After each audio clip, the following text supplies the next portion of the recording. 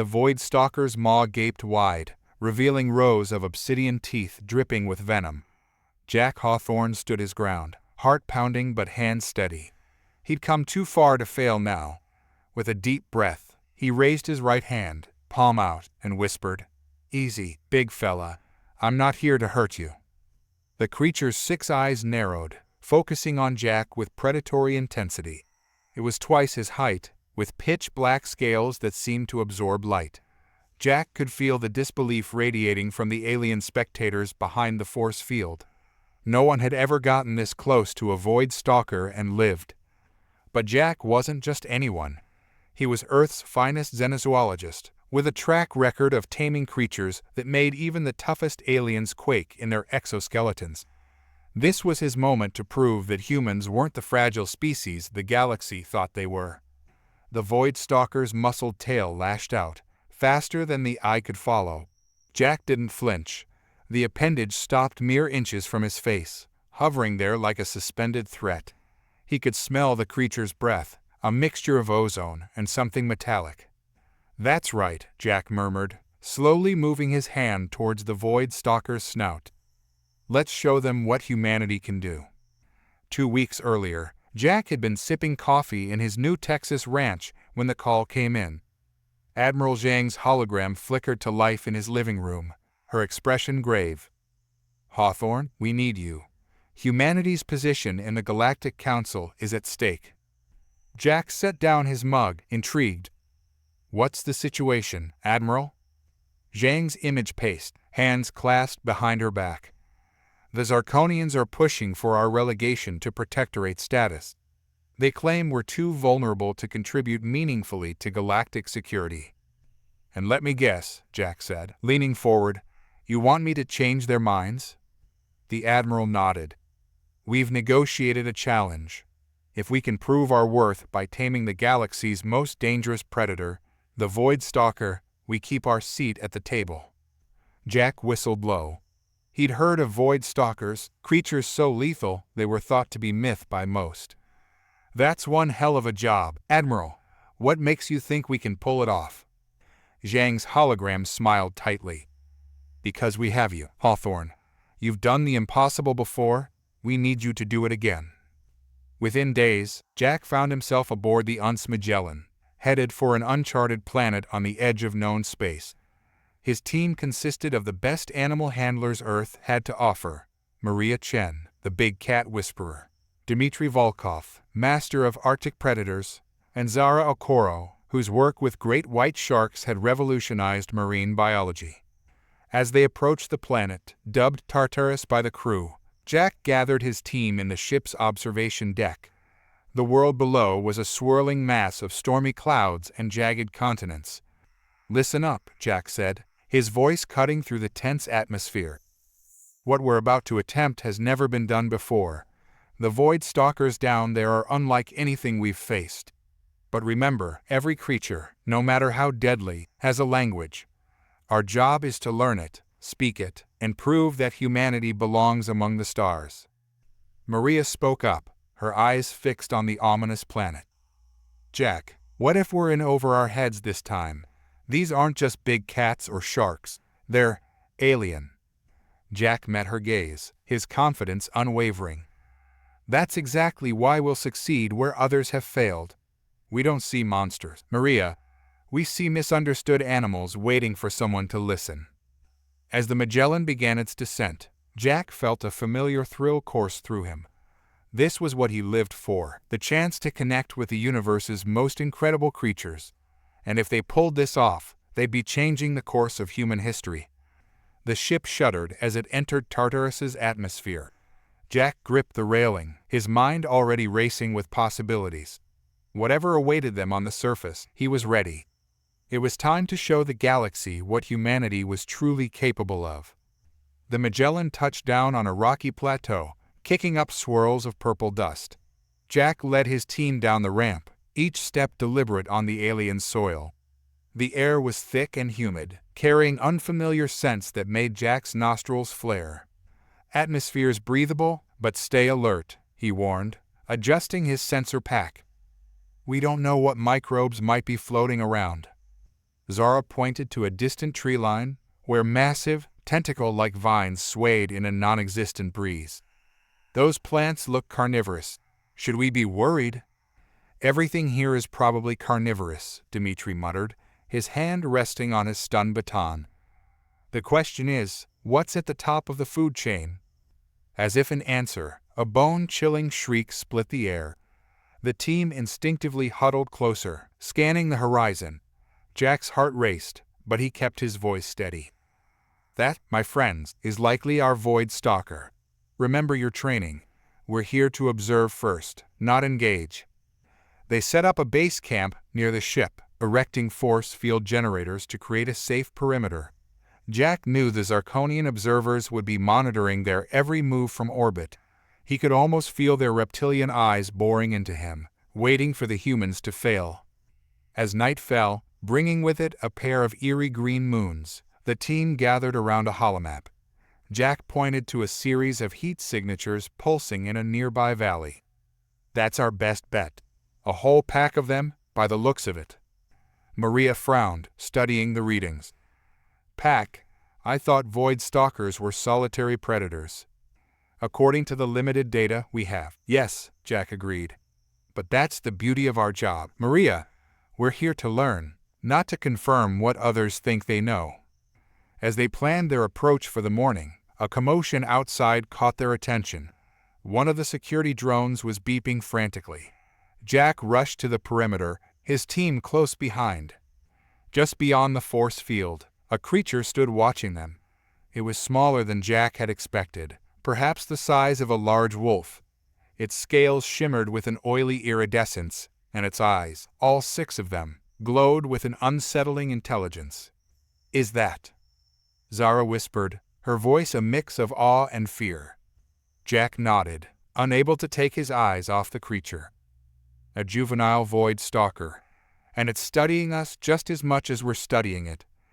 The young stalker tilted its head, making a series of clicks and whistles. To everyone's shock, the force field rippled in response. It's probing our defenses, Dmitri realized, reaching for his baton. Jack held up a hand, stopping him. Wait. This is perfect. We can learn from this one before we tackle the adults. For hours, they observed the juvenile stalker as it circled their camp. It displayed problem-solving skills that rivaled those of Earth's most intelligent animals, using its tail to test the force field's strength and even attempting to dig underneath it. As dawn broke, painting the alien sky in shades of green and gold, Jack made a decision. We're going to let it in, he announced. His team stared at him in disbelief. Maria was the first to find her voice.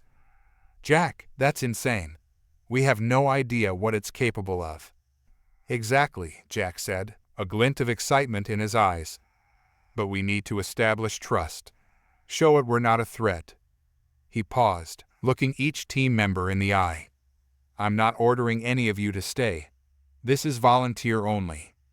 There was a moment of tense silence. Then, one by one, they nodded. They'd come too far to back down now. Jack approached the force field controls, his hand hovering over the deactivation switch. The juvenile stalker watched, its body coiled in anticipation. With a deep breath, Jack disabled a small section of the field. The creature hesitated for just a moment before slipping through the opening. It stood mere feet away from Jack, its scales rippling with colors he couldn't name. This close, he could see the intelligence burning in its eyes, the curiosity mixed with primal hunger. Hey there, little one, Jack said softly, slowly lowering himself to a crouch. Welcome to the first day of our grand experiment. As he extended his hand, palm up, towards the Void Stalker, Jack knew they were making history. Whether it would be remembered as a triumph of human ingenuity or a cautionary tale of hubris remained to be seen.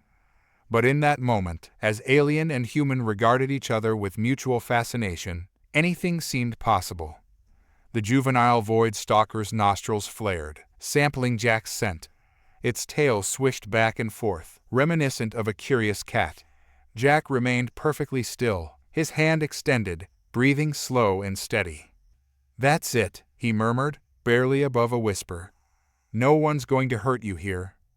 The creature took a tentative step forward, then another. Jack could hear his team's bated breath behind him. The stalker's snout was now inches from his palm, its breath hot and metallic. Suddenly, it lunged. Jack's reflexes, honed by years of working with Earth's deadliest predators, saved him. He jerked his hand back just as the stalker's jaws snapped shut where it had been a split second before.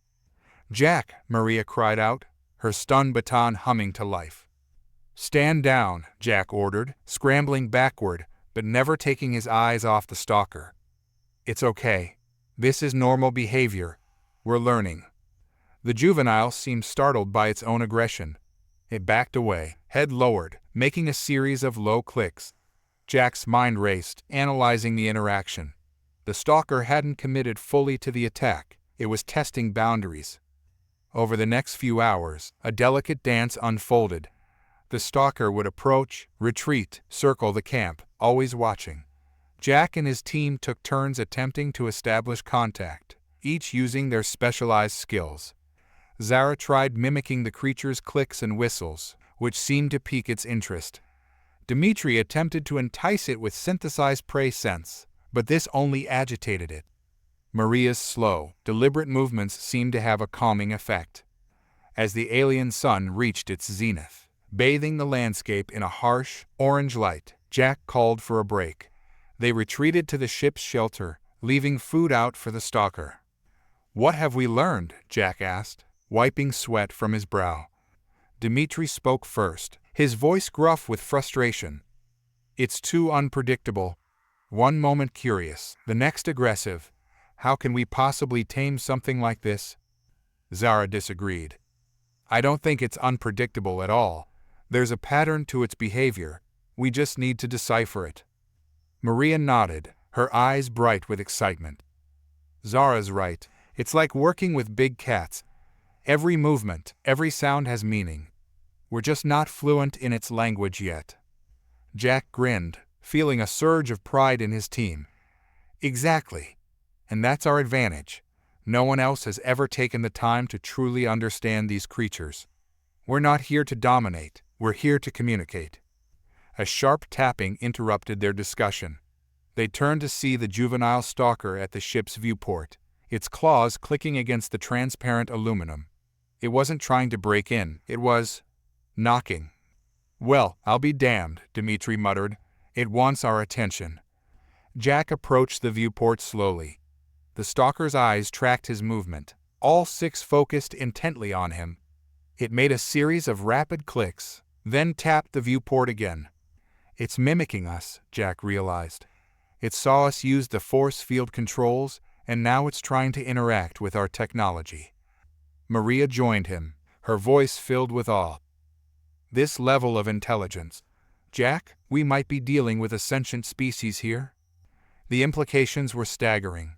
If the Void Stalkers were truly sentient, their mission had just become far more complex and far more important. Jack placed his hand on the viewport, opposite the stalker's clawed appendage. "Okay, little one, you want to learn about us? Let's learn about each other." Over the next few days, progress was slow but steady. They discovered the stalker had an affinity for puzzle solving, eagerly tackling the cognitive tests they set up. It showed a particular fascination with holographic technology, often trying to catch projected images. But for every breakthrough, there were setbacks. The stalker's moods were mercurial, and its strength was terrifying. More than once, they had to rapidly reinforce the force field when it had a tantrum. On the fifth day, as they were running a series of communication exercises, alarms blared from the ship. Jack rushed to the console, his heart sinking as he read the display. "We've got company," he announced grimly. "A Medicine ship just entered orbit. Looks like our alien competitors have arrived." The team exchanged worried glances. The Medicines were renowned for their ruthless efficiency in dealing with dangerous life forms. If they were here for the Void Stalkers. Jack squared his shoulders, his jaw set with determination. "All right, people. Playtime's over. We need to make a breakthrough, and we need to make it now." The fate of these creatures and humanity's place in the galaxy depends on it. As if sensing the shift in atmosphere, the juvenile stalker approached the force field, its scales rippling with colors they'd come to associate with curiosity. Jack met its gaze, seeing not a monster, but a key to understanding this alien world. "What do you say, little one?" he murmured, ready to change the course of history.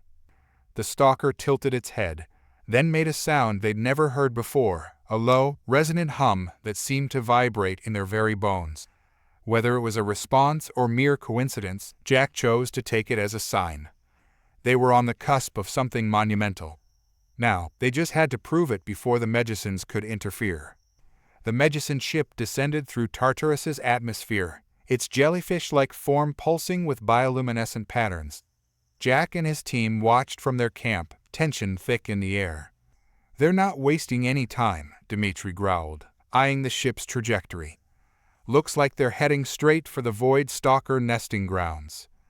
Jack nodded grimly. "All right, change of plans. We need to move our operation to the nesting grounds immediately. If we can establish a connection with the adult stalkers before the Medicines interfere, we might have a chance." As they hurriedly packed their equipment, the juvenile stalker paced anxiously along the force field perimeter. Its scales had taken on a deep, pulsing red, a color they'd come to associate with agitation. "What about our little friend?" Zara asked, gesturing to the creature. Jack paused, considering. It was a risk, but "We're taking it with us. It might be our best chance at communicating with the adults." They lowered a section of the force field, and to everyone's surprise, the juvenile willingly entered a large, reinforced transport container. It seemed to understand the urgency of the situation. The team boarded their rugged terrain vehicle, the container securely attached. As they sped across Tartarus's alien landscape, Jack briefed them on the new plan. "The Medicines will likely attempt to subdue the stalkers using their neural suppression technology. We need to establish a peaceful connection before that happens.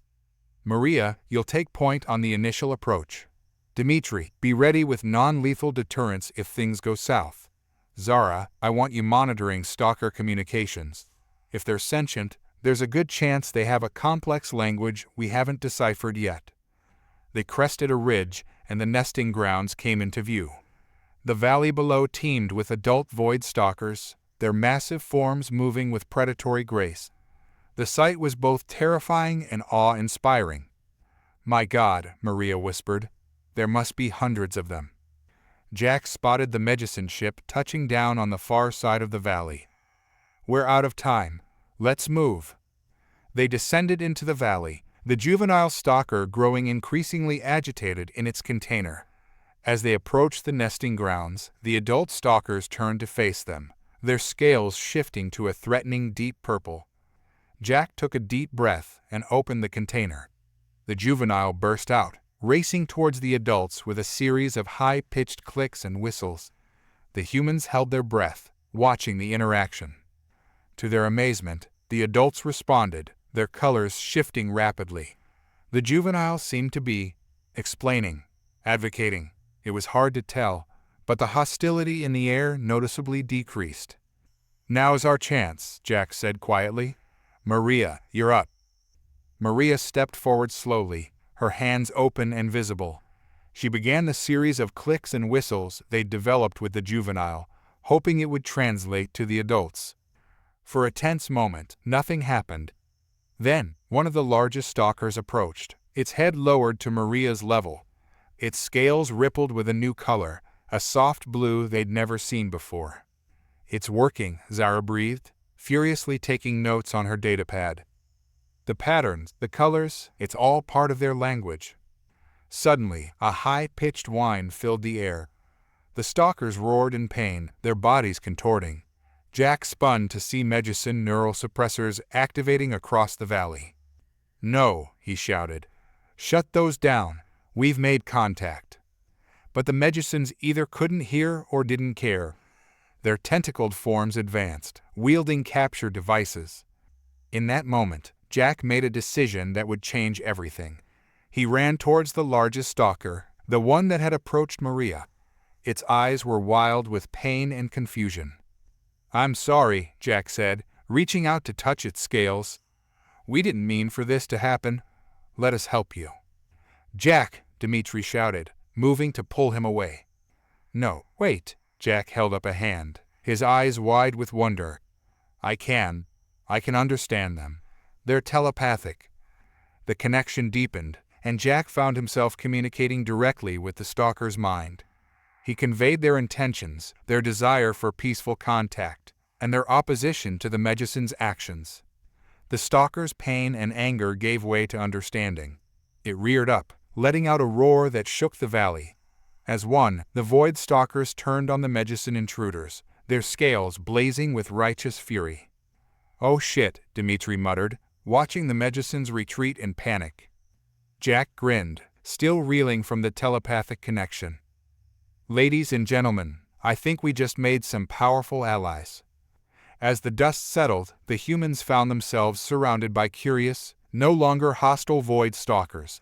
The juvenile pranced around proudly, clearly pleased with its role in the first contact. "So," Zara said, a hint of amusement in her voice, "how do we explain this to Admiral Zhang?" Jack laughed, patting the nearest stalker's flank.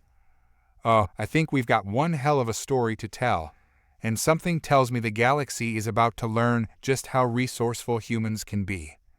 The Void Stalkers rumbled in agreement, their scales shimmering with newfound trust and alliance. Humanity had not just tamed the galaxy's most dangerous predators, they had befriended them. The following days were a whirlwind of activity. Jack and his team worked tirelessly to deepen their understanding of Void Stalker communication and culture.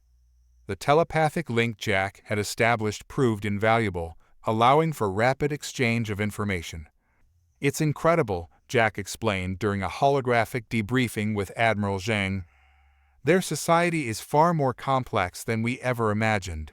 They're not just predators, they're guardians of this planet's ecosystem." The Admiral's hologram flickered, her expression a mix of awe and concern. "And you're certain they're willing to ally with humanity?" Jack nodded confidently. "More than willing. They're eager to learn about the wider galaxy, but they're also wary. The Medicine's attack left a bad impression." "Speaking of which," Zhang said, her tone growing serious, "the Galactic Council is in an uproar. The Medicines are claiming we sabotaged their mission. The Zarkonians are demanding an investigation." Dimitri, who had been listening nearby, snorted. "Let them investigate. We've done nothing wrong." "It's not that simple," Jack cautioned. "We need to handle this delicately. The Void Stalkers aren't just animals we've tamed. They're a sentient species. This changes everything." Zhang nodded gravely. "I'm sending a diplomatic team your way. In the meantime, continue building our relationship with the Stalkers. We need to present a united front when the Council arrives." As the hologram faded, Jack turned to his team. "All right, folks.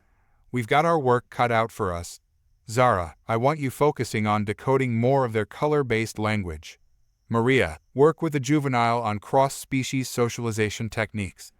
Dimitri, you're on security.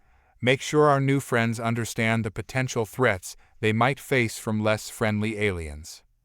The team dispersed, each tackling their assignments with renewed vigor. Jack made his way to the center of the Stalker nesting grounds, where the largest of the creatures, the one he'd first connected with, awaited him.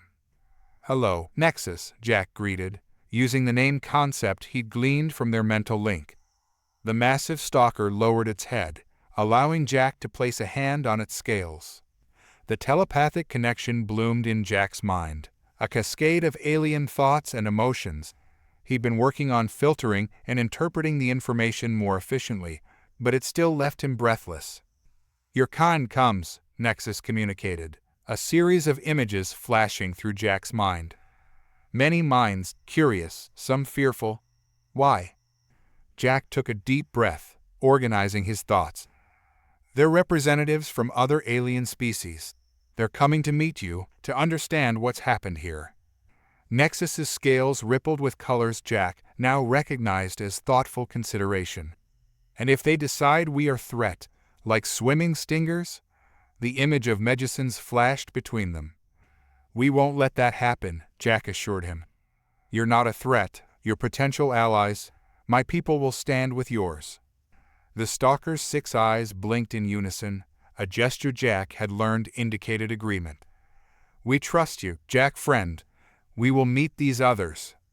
As Jack relayed this conversation to his team, a new alert came in from the Magellan. A Zarkonian diplomatic vessel had entered orbit, with representatives from the Galactic Council on board. "Well," Maria said, a nervous edge to her voice, "I guess it's showtime." Jack squared his shoulders, looking out over the gathered void stalkers. Their scales shimmered with anticipation, a rainbow of alien emotions. "Indeed it is. Let's go make history." The Zarkonian ship landed on the outskirts of the nesting grounds, its sleek design a stark contrast to the organic curves of Tartarus's landscape. A delegation emerged, led by a tall, reptilian figure Jack recognized as Ambassadoress Slith, the Zarkonian representative to the Galactic Council. Jack and his team, flanked by Nexus and several other large stalkers, moved to greet them. The ambassador's forked tongue flicked out, tasting the air as they approached. "Dr. Hawthorne," Slith said, his voice a sibilant hiss. "I must admit, when we issued this challenge, we never expected this." He gestured to the void stalkers, a mix of awe and wariness in his reptilian eyes. Jack smiled diplomatically. "Ambassador, allow me to introduce you to Nexus, representative of the void stalker species. We've made a remarkable discovery here, one that I believe will change the face of galactic politics." As Jack began to explain the situation, he could see the wheels turning in the ambassador's mind. The Zarkonians had hoped to prove humanity's weakness, but instead, they'd unveiled a new, powerful potential ally. The galaxy was about to change, and humanity was at the center of it all. Jack couldn't help but feel a surge of pride. They had come to tame monsters, but instead, they had found friends. It was, he realized, the most human outcome of all. The following weeks were a diplomatic whirlwind.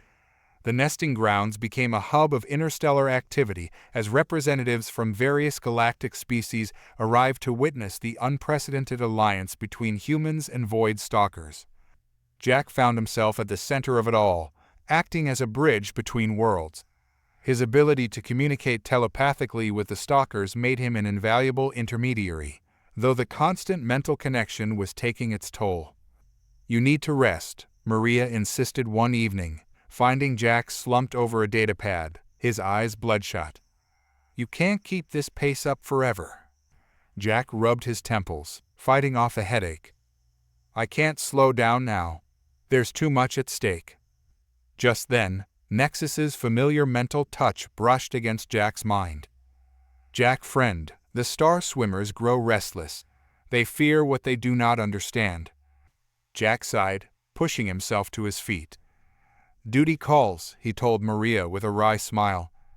Outside, the nesting grounds had been transformed. Temporary structures housed diplomatic teams, research stations hummed with activity, and in the center of it all, the void stalkers moved with a newfound purpose, their scales shimmering with colors of curiosity and pride. Jack made his way to the main gathering area, where Ambassadoress Slith was engaged in a heated discussion with a gelatinous Megison diplomat. "Cannot simply accept their word," the Megison was saying, its translucent body pulsing with agitation. "These creatures have been the scourge of the galaxy for millennia." Slith's forked tongue flicked out in annoyance. "And yet, the humans have achieved in weeks what our civilizations failed to do in eons. Perhaps it is time we reconsider our assumptions." Jack stepped in, nodding respectfully to both aliens. "Gentlemen, I understand your concerns, but I assure you, the Void Stalkers are not the mindless beasts we once thought them to be. Allow me to demonstrate." He reached out mentally to Nexus, who had been observing nearby. The massive stalker approached, its movements graceful despite its size. The assembled diplomats tensed, but Jack raised a hand reassuringly. "Nexus, would you mind sharing your perspective on galactic cooperation?" Jack asked aloud, for the benefit of the others. The stalker's scales rippled with thoughtful colors. Then, to the shock of the gathered aliens, it began to speak. The sound was unlike anything they'd heard before, a complex melody of clicks, whistles, and subsonic rumbles. But thanks to the translation technology Jack's team had been developing, the meaning came through clearly. "We have lived in isolation, feared and misunderstood," Nexus's words echoed through the translator. "The humans have shown us a greater universe, one we wish to be part of. We offer our strength, our knowledge of this world, in exchange for peace and understanding." The diplomatic gathering fell silent. "R" written across a dozen alien faces, Jack couldn't help but smile. It was moments like these that made all the hardship worthwhile. As the implications of this development sank in, the atmosphere shifted. Discussions that had been tense and suspicious became curious, even excited. The Medusan diplomat, initially so hostile, was soon deep in conversation with a younger stalker about the intricacies of their neural network. Jack felt a hand on his shoulder and turned to see Zara, grinning widely. "I think we just changed the game," she said. "We sure did," Jack agreed. "But our work's only beginning." Over the next few days, the true scope of what they'd accomplished began to unfold. The Void Stalkers, it turned out, possessed knowledge that could revolutionize multiple fields of study. Their understanding of Tartarus's ecosystem offered insights into planetary terraforming. Their natural ability to manipulate energy fields hinted at new possibilities in faster-than-light travel. But more than that, their very existence challenged the galactic community's preconceptions. Species that had been at odds for centuries found common ground in their fascination with the Stalkers. Old rivalries began to fade in the face of new possibilities. As for humanity, their stock in galactic affairs soared. They were no longer seen as the fragile newcomers, but as visionaries who had unlocked the potential of a species everyone else had written off as monsters. One evening, as the twin moons of Tartarus rose over the nesting grounds, Jack stood with his team, watching the mingling of humans, aliens, and stalkers. "You know," Dmitri said, a rare smile on his face, "when we started this mission, I thought we were crazy. Taming the galaxy's most dangerous predators? Impossible. But now we've done something even greater," Maria finished for him. "We didn't tame them. We understood them." Jack nodded, feeling a profound sense of accomplishment. That's always been humanity's greatest strength. Not our technology or our physical abilities, but our capacity for empathy, for seeing the potential in others. Zara laughed, shaking her head in amazement. "So, what's next, boss? Now that we've revolutionized galactic society, Jack grinned, his eyes twinkling with the promise of new adventures. "Oh, I have a feeling this is just the beginning. The galaxy's a big place, after all. Who knows what other misunderstood species are out there, waiting for someone to listen." As if in response, a chorus of Void Stalker calls echoed across the nesting grounds, a sound that once inspired terror, now bringing a sense of wonder and possibility. Humanity had taken its first steps into a larger universe, hand in hand with the very creatures they'd once feared. The future, Jack realized, was brighter than they could have ever imagined. 6 months after the initial contact with the Void Stalkers, the landscape of galactic politics had shifted dramatically. Tartarus, once a forbidden world, had become a hub of interspecies cooperation and scientific discovery. Jack and his team found themselves at the forefront of a new era of exploration and diplomacy. The Magellan, now permanently stationed in orbit around Tartarus, had been transformed into a state-of-the-art research facility. Jack stood in its newly constructed observation deck, watching shuttles ferry researchers and diplomats to and from the planet's surface. Admiral Zhang's hologram flickered to life beside him. "Quite a view, isn't it, Hawthorne?" Jack nodded, a smile playing on his lips. "Sometimes I still can't believe how far we've come."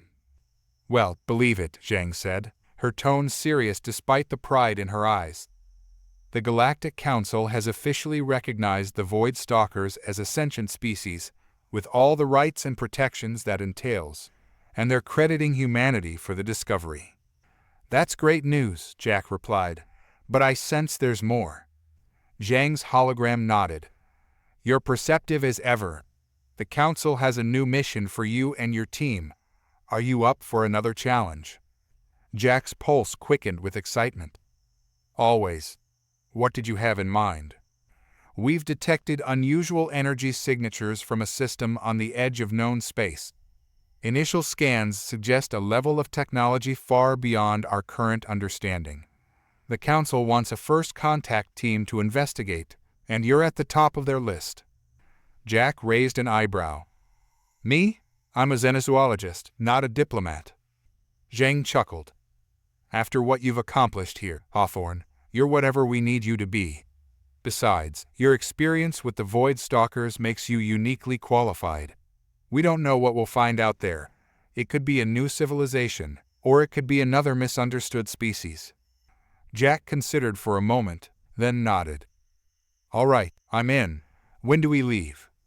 Not so fast, Zhang cautioned. There's a catch. The Council wants you to bring a Void Stalker delegation with you. Jack blinked in surprise. That's unprecedented.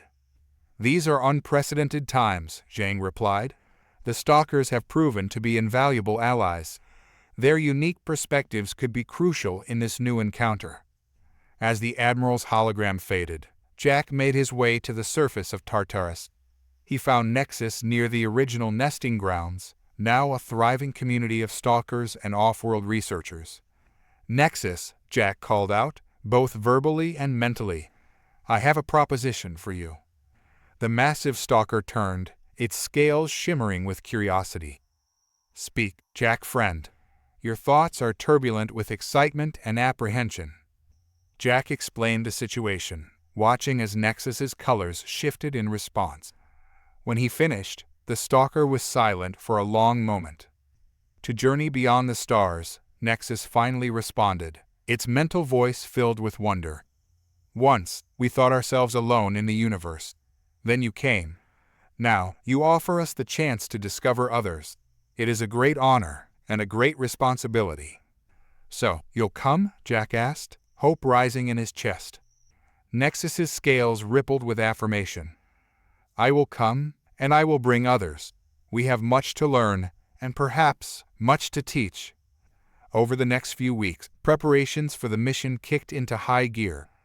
The Magellan was retrofitted for deep space exploration, its halls soon filled with a mix of human crew members and Void Stalkers. Jack's core team remained the same, each bringing their unique skills to the mission. Maria focused on developing communication protocols for potential new species. Dmitri oversaw security measures, working closely with the Stalkers to integrate their natural defenses into the ship's systems. Zara delved into the data on the mysterious energy signatures, theorizing about their possible origins. The night before their departure, Jack stood on the surface of Tartarus one last time. The alien landscape, once so forbidding, now felt almost like home. Nexus joined him, its massive form a comforting presence in the starlit night.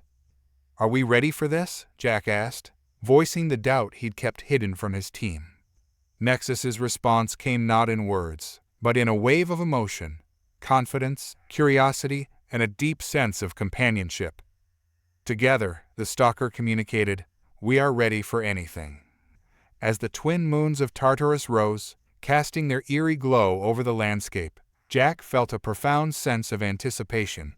They stood on the brink of a new chapter in galactic history.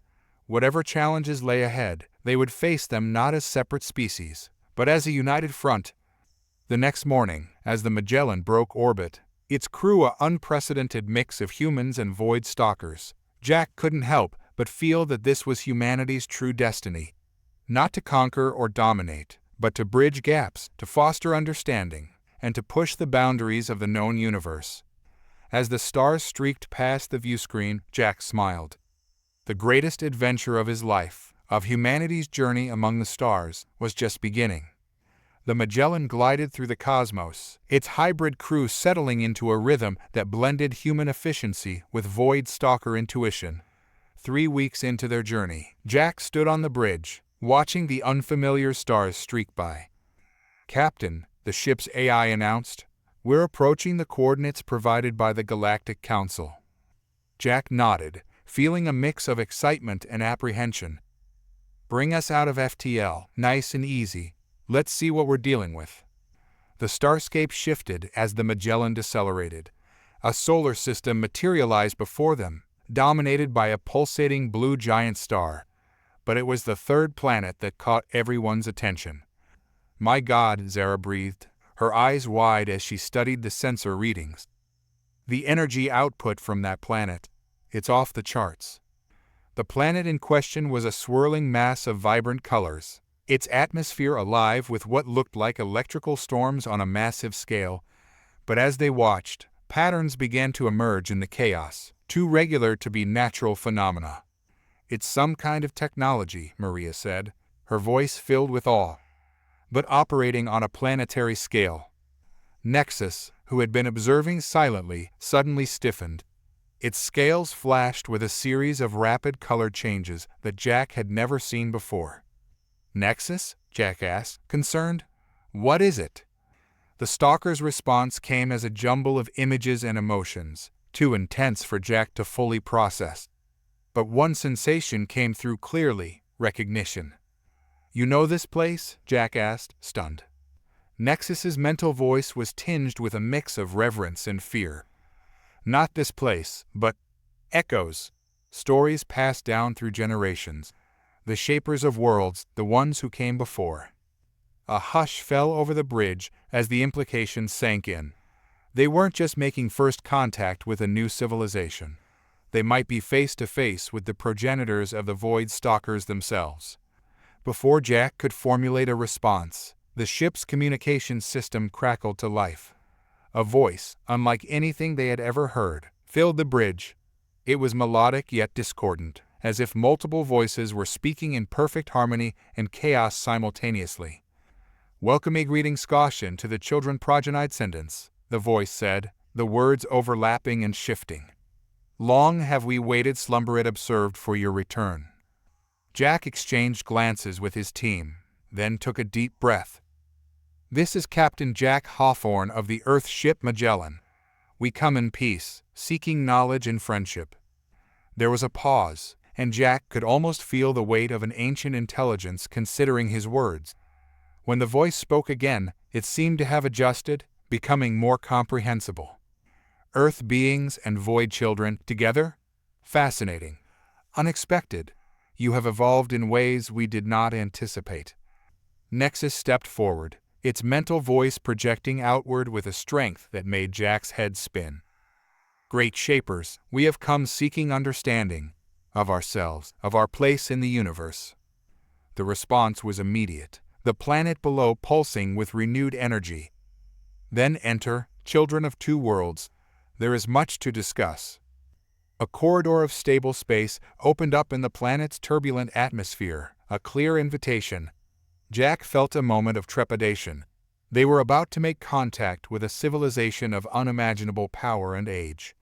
The potential for disaster was as great as the potential for discovery. But as he looked around at his team, at the mix of human determination and Void Stalker curiosity, he knew they were ready for whatever lay ahead.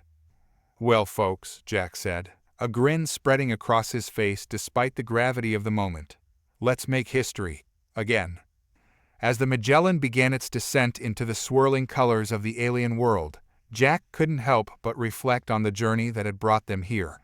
From a mission to tame monsters, they had forged an alliance that was reshaping the galaxy. And now, they stood on the brink of revelations that could change everything they thought they knew about life, the universe, and their place in it. The ship passed through the energy barrier, and a world beyond imagination revealed itself. Structures of pure energy and thought intertwined with physical matter in ways that defied conventional physics. And at the center of it all, beings of light and shadow pulsed with ancient power. Jack took a deep breath, straightened his uniform, and prepared to step into the unknown. Whatever happened next, he knew that humanity and Void Stalkers alike were ready to face it together. The greatest adventure in galactic history was about to begin. As Jack and his team stepped off the Magellan onto the surface of the alien world, reality seemed to shift around them. The ground beneath their feet was solid one moment, ethereal the next. Colors they had no names for danced at the edges of their vision. "Stay close," Jack cautioned, fighting to maintain his composure in the face of such overwhelming sensory input. "And remember, we're here as diplomats and scientists. Let's make Earth proud." Nexus and two other Void Stalkers flanked the human team, their scales rippling with a mix of awe and ancestral memory. The beings of light and shadow that had greeted them coalesced into more defined forms as they approached, each one a masterpiece of energy and matter. One entity, larger than the rest, stepped forward. Its voice resonated not through the air, but directly in their minds. "Welcome, children of evolution. We are the Axiom, shapers of worlds and guardians of cosmic balance." Jack bowed slightly, hoping the gesture translated across species. "We're honored to meet you. I'm Captain Jack Hawthorne, representing Earth and the United Galactic Alliance." Nexus moved forward, its mental voice strong and clear. "And I am Nexus of the Void Stalkers. We have long carried echoes of your existence in our genetic memory." The Axiom's form shimmered, a gesture Jack interpreted as interest. "Yes, we see our touch upon you, Void Child. But you have grown beyond our initial design. And you, Earth beings, you are an unexpected variable. Your presence here, together, speaks of great changes in the cosmic order." Maria stepped forward, her scientific curiosity overcoming her awe. "You speak of designs and variables. Does that mean you're responsible for seeding life throughout the galaxy?" The Axiom's response was a complex burst of images and concepts, almost overwhelming in its scope. Jack and his team reeled from the influx of information, while the Void Stalkers seemed to absorb it more readily. "Not seeding," Nexus translated, its mental voice filled with wonder. "Guiding. The Axiom are caretakers of cosmic evolution, nudging species towards greater complexity and consciousness."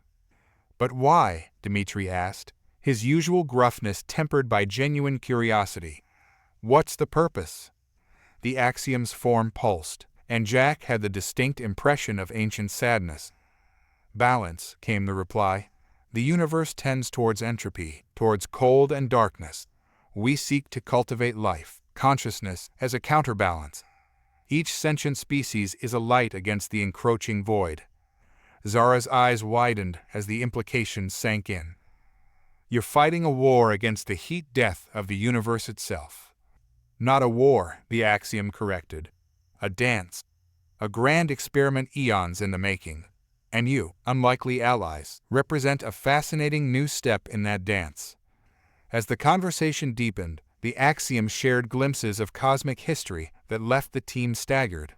They learned of ancient civilizations risen and fallen, of galactic cycles spanning billions of years, and of threats to existence itself that lurked in the darkness between stars. But it was when the discussion turned to the present that things became truly interesting. "Your alliance," the Axiom said, indicating both humans and Void Stalkers, "is unprecedented in our observations. The bridging of such disparate evolutionary paths, the synthesis of logic and instinct, of technology and biology, it opens new possibilities." Jack felt a swell of pride, tempered by the weight of responsibility. "We're still learning how to work together, but we've already seen incredible benefits from our cooperation." The Axiom's form brightened. "Indeed, and it is because of this that we have decided to extend an invitation. We would offer you a place among us, as students and eventual colleagues in the stewardship of cosmic evolution." The team exchanged shocked glances. This was far beyond anything they had anticipated when embarking on this mission. "What exactly would that entail?" Jack asked, his mind racing with the potential implications. "Knowledge," the Axiom replied. "Access to technologies and understandings that span millennia. The power to shape worlds, to guide the course of civilizations. But also, great responsibility. The burden of seeing the larger picture, of sometimes making difficult choices for the greater cosmic good." Nexus's scales shimmered with a complex array of colors. "This is overwhelming. We would need time to consider, to consult with our peoples." The axiom's form rippled in what Jack interpreted as agreement. Of course, contemplation is wise. But know this, the offer is extended not to humans or void stalkers alone, but to your alliance. It is your combined potential that has caught our attention. As the initial meeting drew to a close, Jack's mind was awhirl with possibilities and questions. They had come seeking knowledge and friendship, and found themselves offered a place among the custodians of the cosmos itself. Back aboard the Magellan, the team gathered to discuss their next steps. The weight of the decision before them was palpable. "We need to report this to Earth and the Galactic Council," Maria said, still looking slightly dazed.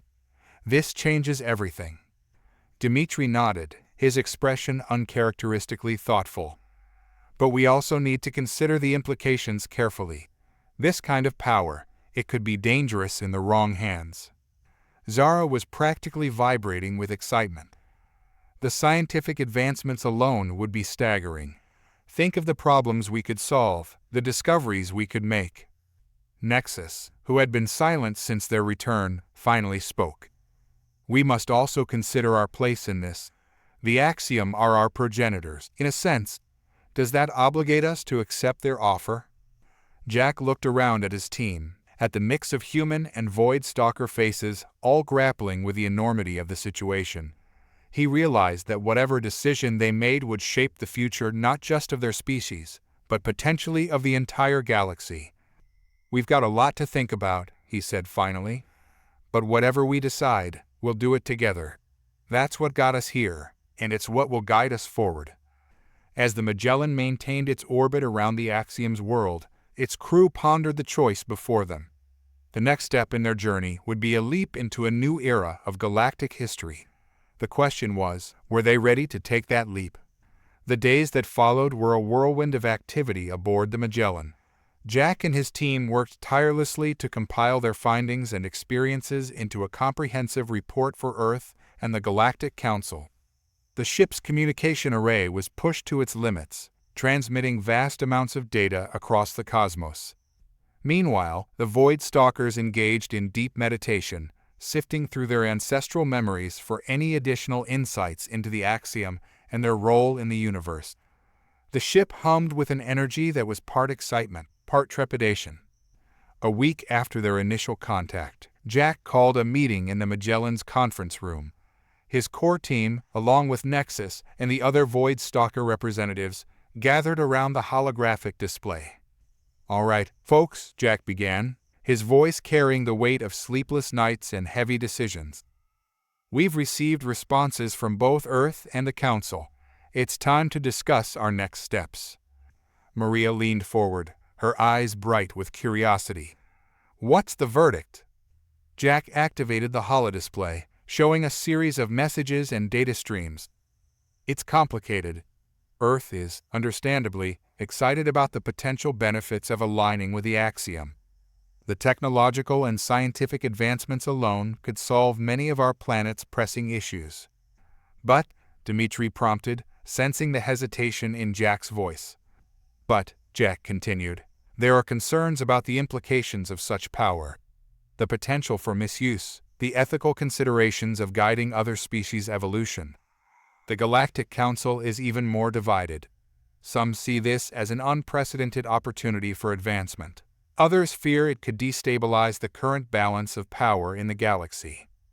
Zara frowned, studying the data. "And what about the other species? How are they reacting to the idea of humans and Void Stalkers potentially gaining this level of influence?" Jack grimaced. "That's where things get really tricky. There's a mix of excitement, fear, and in some cases, outright hostility. A few of the older spacefaring races are arguing that they should be considered for this role instead, given their longer histories." Nexus, who had been silent until now, spoke up. "And what of my people? How have they responded?" Jack turned to the Void Stalker, his expression softening. "Your elders are conflicted. They're honored by the recognition from the Axiom, but there's fear too. Fear of losing your cultural identity, of being subsumed into some greater cosmic plan." The room fell silent as everyone digested this information. The weight of the decision before them seemed to press down on each of them. Finally, Dmitri spoke, his voice uncharacteristically gentle. "So, what do we do, Captain? How do we make a decision that will affect not just our species, but potentially the entire galaxy?" Jack took a deep breath, looking each member of his team in the eye.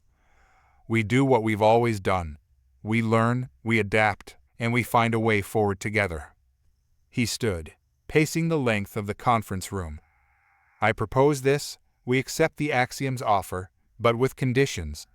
We ask for a probationary period, a time to learn and understand the full implications of what we're getting into. During this time, we act as observers and students, not active participants in their work." Maria nodded slowly.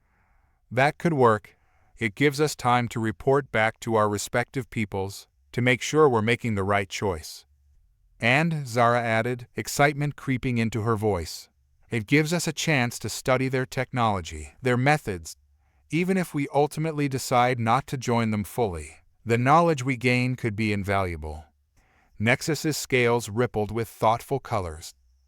"This approach honors both the opportunity and our own autonomy. I believe my people would find this acceptable." Jack felt a surge of pride in his team. Even faced with such a monumental decision, they were approaching it with wisdom and caution. "Then we're agreed." The room filled with nods and murmurs of assent. "All right then," Jack said, straightening his uniform. "Let's go give the Axiom our answer." As they prepared to return to the planet's surface, Jack couldn't help but reflect on the journey that had brought them here. From a mission to tame supposed monsters, they had forged an alliance that now stood on the brink of reshaping galactic history. The Magellan's shuttle descended through the swirling energies of the Axiom's world. This time, the team was ready for the sensory onslaught, their minds focused on the task ahead. The Axiom greeted them, their energy forms pulsing with what Jack interpreted as anticipation. "You have reached a decision?" The collective voice resonated in their minds. Jack stepped forward, feeling the support of his team, both human and Void Stalker, behind him. "We have," he said, his voice clear and confident. "We accept your offer, with a proposal of our own." As Jack outlined their conditions, he could sense the Axiom's interest growing. When he finished, there was a moment of silence that seemed to stretch into eternity. Finally, the Axiom spoke. "Your caution is wise, your proposal balanced. We accept these terms. Let the next phase of cosmic evolution begin." As agreements were made and plans set in motion, Jack felt a profound sense of both excitement and responsibility. They stood at the threshold of a new era, not just for their species, but for life itself. The Apex Whisperers, once just a team of human-animal handlers and their unlikely alien allies, were about to become students of the cosmos. And in time, perhaps, they would help shape the very fabric of the universe. As the first lessons began, Jack couldn't help but smile. The greatest adventure in galactic history was only just beginning. "Incredible, isn't it?" Jack murmured, more to himself than to Nexus, the Void Stalker standing silently beside him. It had been 3 months since they'd accepted the Axiom's offer to become students of cosmic stewardship. 3 months of mind-bending lessons and reality-altering revelations. Jack often found himself wondering if he was truly awake or lost in some elaborate dream. Nexus's scales rippled with a pattern that Jack had come to recognize as deep contemplation. "The scope of it all," the Void Stalker communicated telepathically, "it's both exhilarating and terrifying." Jack nodded, understanding all too well. The power and knowledge the Axiom were sharing with them was beyond anything humanity, or even the Void Stalkers, had ever imagined. And with that power came a weight of responsibility that sometimes threatened to overwhelm them. A shimmering figure materialized beside them, its form a constantly shifting amalgamation of light and shadow. Jack had stopped trying to assign human characteristics to the Axiom long ago, but he'd come to think of this particular entity as their primary instructor. "Your progress is commendable," the Axiom's thoughts resonated in their minds. "You are ready for the next phase of your training." Before Jack could respond, the The star map before them zoomed in on a particular galaxy, then a solar system, and finally a single planet. It was unremarkable at first glance, a blue-green marble suspended in the void. This, the axiom continued, is Nexus Prime. It will be your first test as cosmic architects. What's the objective? Jack asked, studying the planet intently. The axiom's form pulsed. A gesture Jack had learned indicated approval of his question. Nexus Prime is dying. Its core is cooling, its magnetic field weakening. Your task is to revitalize it, to shepherd it back to a state capable of supporting complex life. Nexus's scales flashed with alarm. But that's the scale of such an undertaking. Is precisely why you must learn, the axiom finished. The universe is vast, and life is precious. As stewards, you must be prepared to nurture it on every scale, from the microscopic to the cosmic. Jack took a deep breath, centering himself. This was why they were here, after all. To learn, to grow, to become something more than they had been. We'll need to consult with the rest of the team, he said. This kind of operation will require all of our combined skills. The axiom's form shimmered in agreement. Of course. Gather your colleagues. You have one planetary rotation to prepare. Then, you will be transported to Nexus Prime to begin your work. As the axiom faded from view, Jack turned to Nexus, seeing his own mix of emotions reflected in the Void Stalker's ever-changing scales. Well, my friend, he said with a wry smile, I guess it's time to play God. Nexus's mental voice carried a hint of humor tinged with nervousness. Let us hope we prove to be benevolent deities, then. As they made their way back to the team's living quarters, Jack couldn't shake the feeling that this was more than just a test. The axiom never did anything without multiple layers of purpose. What else might they encounter on Nexus Prime? And were they truly ready for the challenges that awaited them? The fate of an entire world now rested in their hands. It was time to see if humanity and Void Stalkers alike were truly ready to become cosmic architects. The team gathered in what they'd come to call the War Room, a space that shifted and morphed to accommodate their needs. Currently, it displayed a holographic representation of Nexus Prime, rotating slowly in the center of the room. Jack looked around at his colleagues, a mix of human and Void Stalker faces that had become as familiar as family over the past months. Dimitri, his usual stoic expression tinged with excitement. Zara, practically vibrating with scientific curiosity. Maria, her eyes darting over the hologram, already analyzing potential approaches. And of course, Nexus, scales shimmering with a kaleidoscope of emotions. All right, folks, Jack began, his voice cutting through the tension in the room. We've got our first real test. Nexus Prime needs our help, and we've got limited time to figure out how to save an entire planet. Zara stepped forward, her hand passing through the hologram as she pointed out key features. The core is our primary concern. Without a molten core, the planet's magnetic field will collapse, leaving the surface exposed to cosmic radiation. Dimitri nodded, his brow furrowed in concentration. Not to mention the tectonic implications. No molten core means no plate tectonics, no volcanic activity. The entire planetary system would stagnate. So we need to jump-start the core, Maria mused, her mind clearly racing with possibilities. But how? The energies involved are astronomical. Nexus, who had been silent until now, suddenly perked up. Its scales flashed with a pattern Jack had come to associate with sudden inspiration. What if? What if we don't need to restart the core at all? All eyes turned to the Void Stalker. Jack leaned forward, intrigued. Go on, Nexus. What are you thinking? Our training has focused on manipulation of energy and matter at a fundamental level, Nexus explained, its mental voice tinged with excitement. What if, instead of trying to heat the core directly, we alter the atomic structure of the planet's interior, increase its radioactive decay, generate heat from within? A moment of stunned silence followed, broken by Zara's enthusiastic exclamation. Brilliant! We could potentially transform a portion of the core into more unstable isotopes, kickstarting the heating process naturally. Jack felt a surge of pride in his team. This was why they had been chosen, this blend of human ingenuity and Void Stalker intuition. It's a solid starting point, he agreed, but we'll need to be incredibly precise. One miscalculation, and we could turn the entire planet into a radioactive wasteland. The next hours were a flurry of calculations, simulations, and heated debates. They were pushing the boundaries of their newly acquired knowledge, blending cutting-edge science with abilities that bordered on the mystical. As the deadline approached, Jack called for a final review. "All right, let's run through this one more time. Zara, you'll be monitoring the planet's overall composition, making sure we don't destabilize anything critical.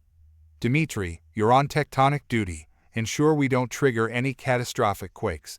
Maria, you'll be tracking atmospheric and magnetic field changes.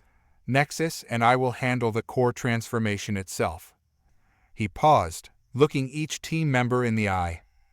"This is uncharted territory, folks. We're about to attempt something that's never been done before. If anyone has any doubts, now's the time to voice them." The room fell silent, but Jack saw only determination in the faces around him. Finally, Nexus spoke, its mental voice carrying a weight of responsibility. "We were chosen for this, Jack friend, not just by the axiom, but by the very nature of our unlikely alliance.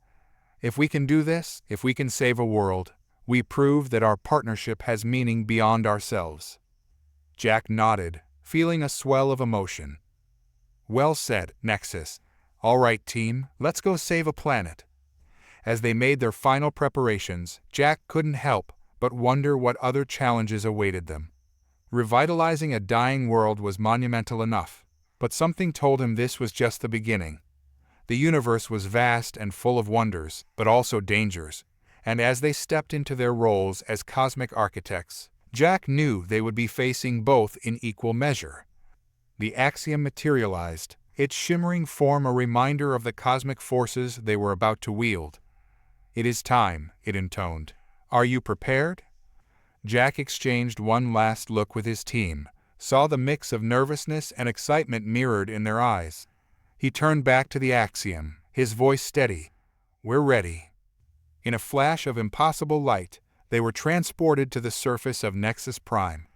A dying world awaited their touch, and the true test of their newfound powers was about to begin. The surface of Nexus Prime was a study in desolation.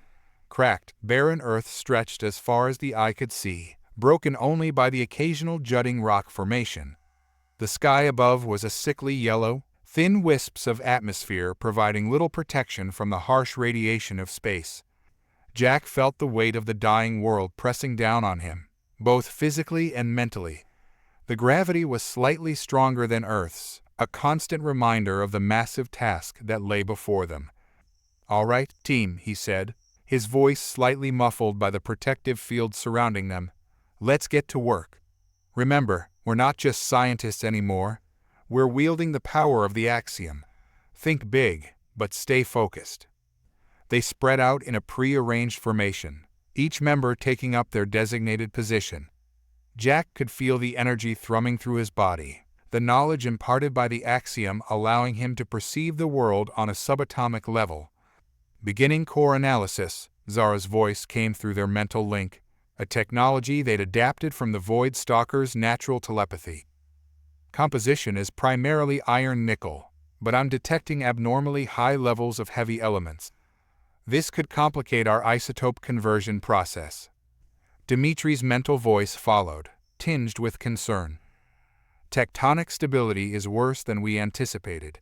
The crust is riddled with stress fractures. We'll need to proceed with extreme caution."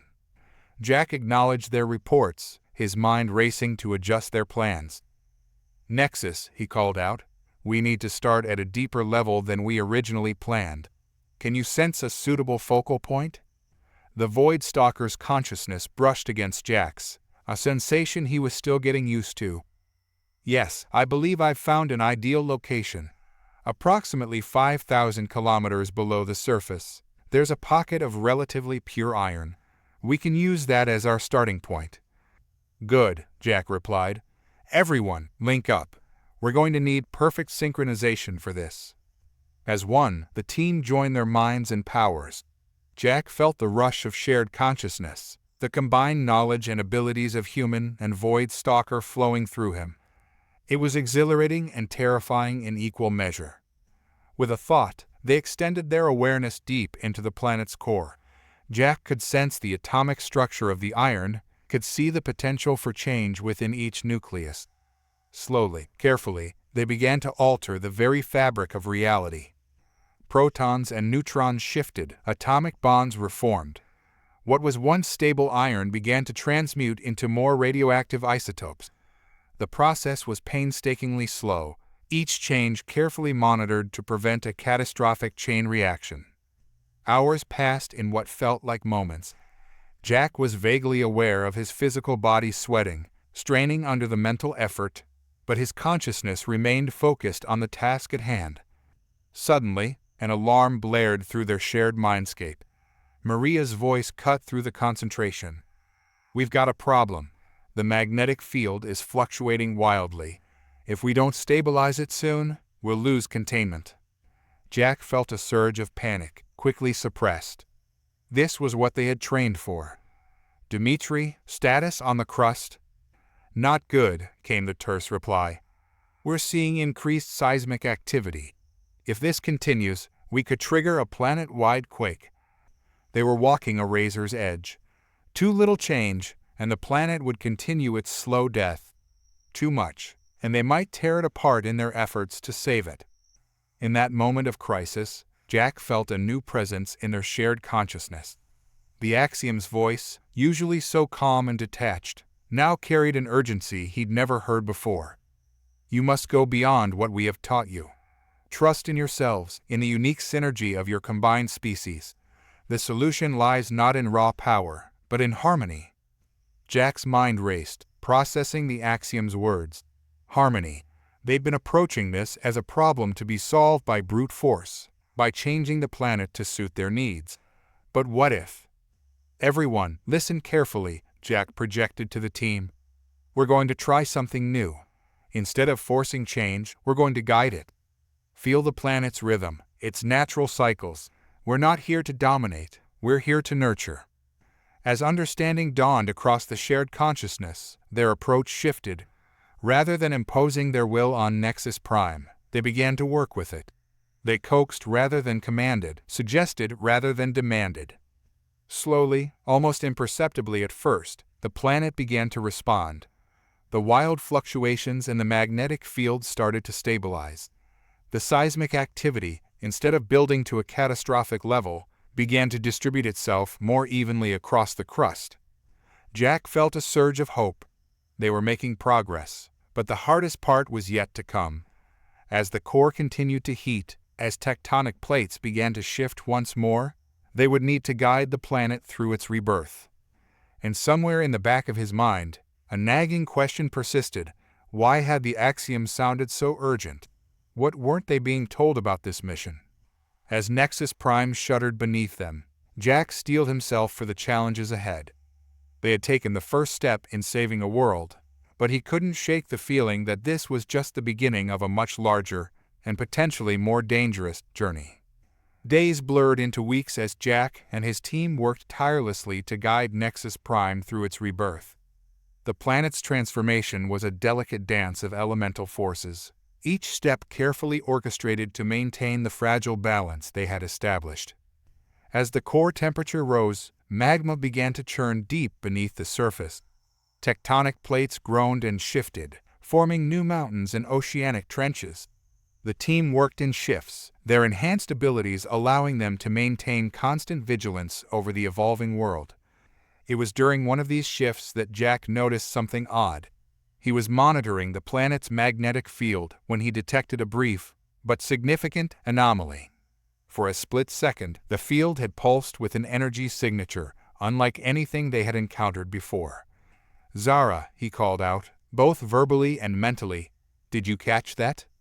The scientist was at his side in an instant, her eyes scanning the holographic readouts. "Yes, I saw it, but I can't explain it. It doesn't match any known natural phenomenon." Jack frowned. a sense of unease growing in the pit of his stomach. Could it be a side effect of our work? Zara shook her head. Unlikely. The energy signature is too alien. It's almost as if it came from outside the planet. Before Jack could respond, Nexus's mental voice cut through their conversation. Jack friend, Zara colleague, you need to see this. They rushed to where Nexus was stationed, monitoring the planet's deep crust. The Void Stalker scales were rippling with a pattern Jack had come to associate with deep concern. I've detected a structure, Nexus explained, manipulating the holographic display to zoom in on a specific area. Approximately 50 kilometers beneath the surface, it's not natural. Jack stared at the image in disbelief. There, nestled deep within the planet's crust, was what appeared to be a massive, geometrically perfect cube. Its edges were sharp, its surfaces smooth, a clear indication of artificial origin. That's impossible, Zara whispered. This planet was supposed to be devoid of intelligent life. How could this be here? Jack's mind raced, pieces of a puzzle he didn't yet understand starting to fall into place. The axiom's urgency, the strange energy signature, and now this mysterious structure. They were all connected, he was sure of it. We need to investigate, Jack decided, his voice firm. Dimitri, Maria, join us. We're going to need everyone for this. As the team gathered, Jack outlined what they had discovered. The mood was tense, a mix of scientific curiosity and apprehension. How do we proceed? Maria asked, her eyes fixed on the holographic representation of the cube. We can't just abandon our work on the planet's restoration. Jack nodded, understanding the dilemma. We'll split up. Dimitri and Maria, you'll continue monitoring the planet's overall stability. Zara, Nexus, and I will investigate the structure. With their enhanced abilities, reaching the cube was a matter of will rather than physical travel. In an instant, Jack, Zara, and Nexus found themselves in a vast, dark chamber, the mysterious cube looming before them. Up close, the structure was even more impressive. Its surface was covered in intricate patterns that seemed to shift and change as they watched. Jack reached out with his senses, trying to understand the nature of the material. It's alive, he gasped, reeling from the input. Or at least, it's organic. This isn't just a structure, it's some kind of technology we've never encountered before. Zara was already scanning the cube with their advanced instruments. The energy readings are off the charts. Whatever this is, it's incredibly powerful. Nexus moved closer to the cube, its scales flickering with rapid color changes. There's something else, the Void Stalker communicated. I can sense echoes, like distant thoughts or memories. As if triggered by Nexus's proximity, the patterns on the cube's surface began to glow. A low hum filled the chamber, rising in pitch and intensity until it was almost unbearable. We need to back off, Jack shouted, but his voice was drowned out by the noise. Suddenly, a beam of energy shot out from the cube, enveloping Nexus. The Void Stalker's form went rigid, scales flashing in a chaotic display of colors. Nexus, Jack cried out, reaching for his friend. But as his hand touched the energy field, he too was caught in its grip. Jack's world exploded into a cacophony of images and sensations. He saw stars being born and dying, civilizations rising and falling, entire galaxies colliding and merging. And through it all, a sense of ancient, unfathomable intelligence. As quickly as it began, the experience ended. Jack found himself on his knees, gasping for breath. Beside him, Nexus lay motionless, its scales a dull, uniform gray. Zara was at their side in an instant, her face pale with shock. What happened? Are you all right? Jack shook his head, trying to clear the lingering visions. I'm not sure, but I think we just made first contact with something far beyond our understanding. As he struggled to his feet, supporting the still unconscious Nexus, Jack knew that their mission had just become far more complex than simply saving a planet. They had stumbled upon a mystery that could shake the foundations of their understanding of the universe itself. And somewhere, in the back of his mind, a new awareness lurked. Knowledge imparted by the cube, too vast and alien to fully comprehend. Yet one thing was clear: Nexus Prime was more than just a dying world. It was a key to something greater, something that could either save or destroy everything they knew. The real challenge, Jack realized, was only just beginning. The journey back to the surface was a blur for Jack, his mind still reeling from the encounter with the mysterious cube. Nexus had regained consciousness but remained unnaturally quiet, its scales shifting in patterns Jack couldn't interpret. As they emerged from the planet's crust, they were met by the concerned faces of Dimitri and Maria. The planet's surface had changed dramatically in their absence, new mountain ranges jutting towards the sky and shallow seas beginning to form in the lowlands. "What happened down there?" Dimitri demanded, his usual stoic demeanor cracking with worry. "We lost contact for hours, and the planet's core went haywire." Jack held up a hand, silencing the barrage of questions. "It's complicated. We need to contact the Axiom immediately. This goes far beyond our original mission." Before they could act, a shimmering portal opened before them. The Axiom's familiar form emerged, but there was something different about its energy, an urgency that set Jack on edge. "You have discovered the Nexus core," the Axiom's thoughts resonated in their minds. "Earlier than anticipated, but perhaps it is for the best." Jack stepped forward, his voice tight with controlled anger. "You knew about this.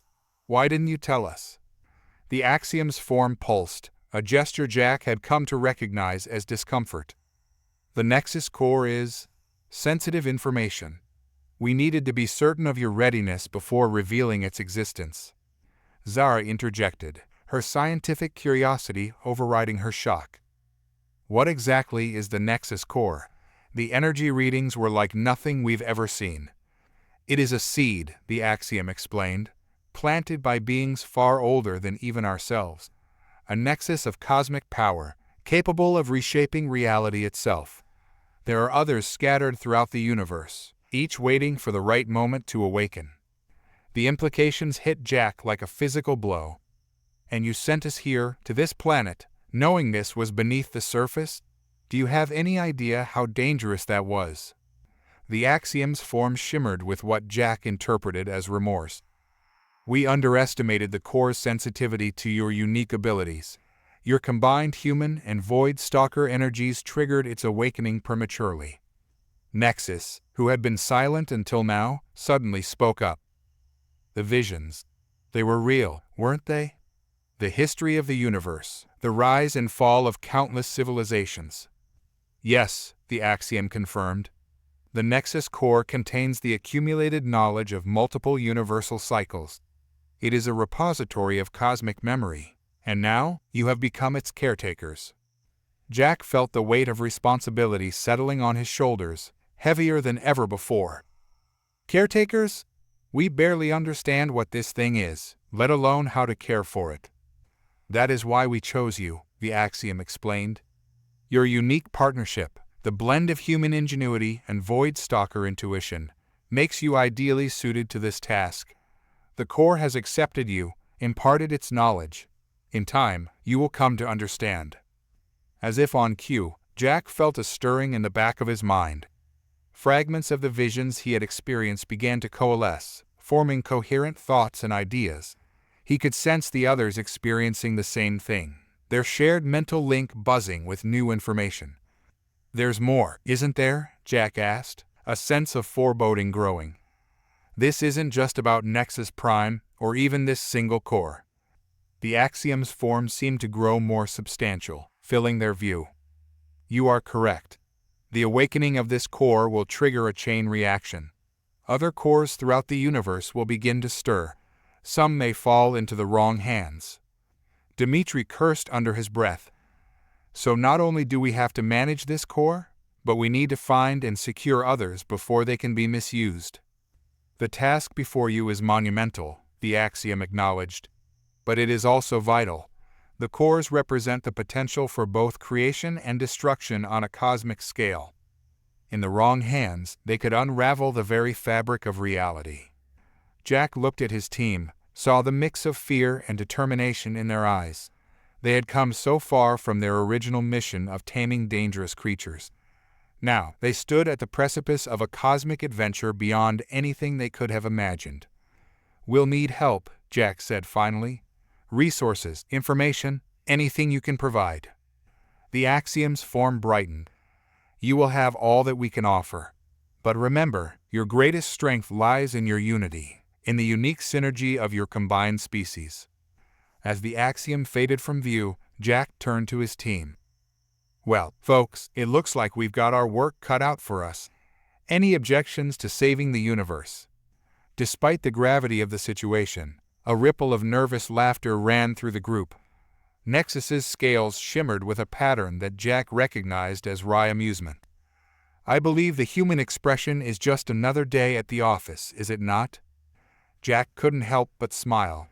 They were in over their heads, facing challenges beyond imagination.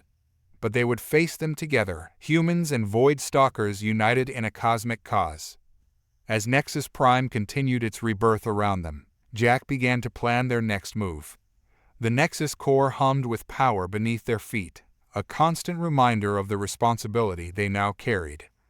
The universe was vast and full of wonders, but also dangers beyond comprehension. And they, the unlikely alliance of Earth's animal handlers and alien predators, now stood as its protectors. The adventure of a lifetime was just beginning. The weeks that followed were a whirlwind of activity. Jack and his team divided their time between managing the ongoing transformation of Nexus Prime and delving into the vast repository of knowledge contained within the Nexus core.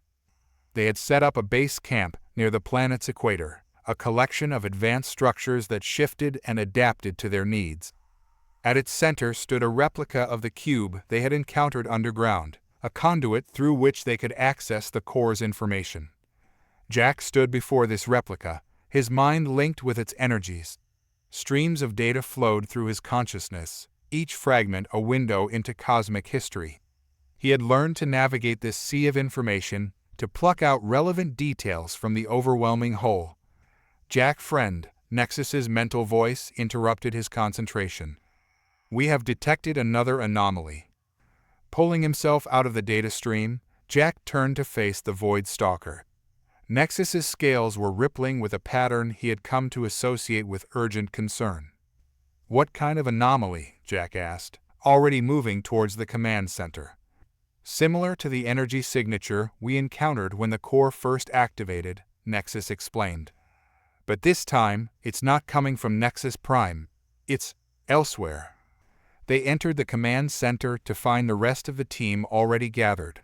A holographic display dominated the room, showing a map of nearby star systems. One point pulsed with an angry red light. Zara looked up from her console, her expression grim. "We've pinpointed the source. It's coming from a system about 20 light-years from here, and it's growing stronger." "Another core awakening?" Dimitri asked, his hand unconsciously moving to the weapon at his hip. Jack shook his head. "No, this is different. The energy signature is similar, but corrupted somehow." He closed his eyes, reaching out with his enhanced senses. The knowledge imparted by the Nexus core surged forward, providing context to what they were seeing. "It's a holo," Jack said, opening his eyes. "A failed attempt at creating a Nexus core by some ancient civilization. They're incredibly dangerous, capable of unraveling the fabric of space-time itself." Maria's eyes widened. "And you're saying one's just activated in our cosmic backyard?" Jack nodded grimly. "Which means we need to deal with it, fast. If left unchecked, it could destabilize this entire sector of space."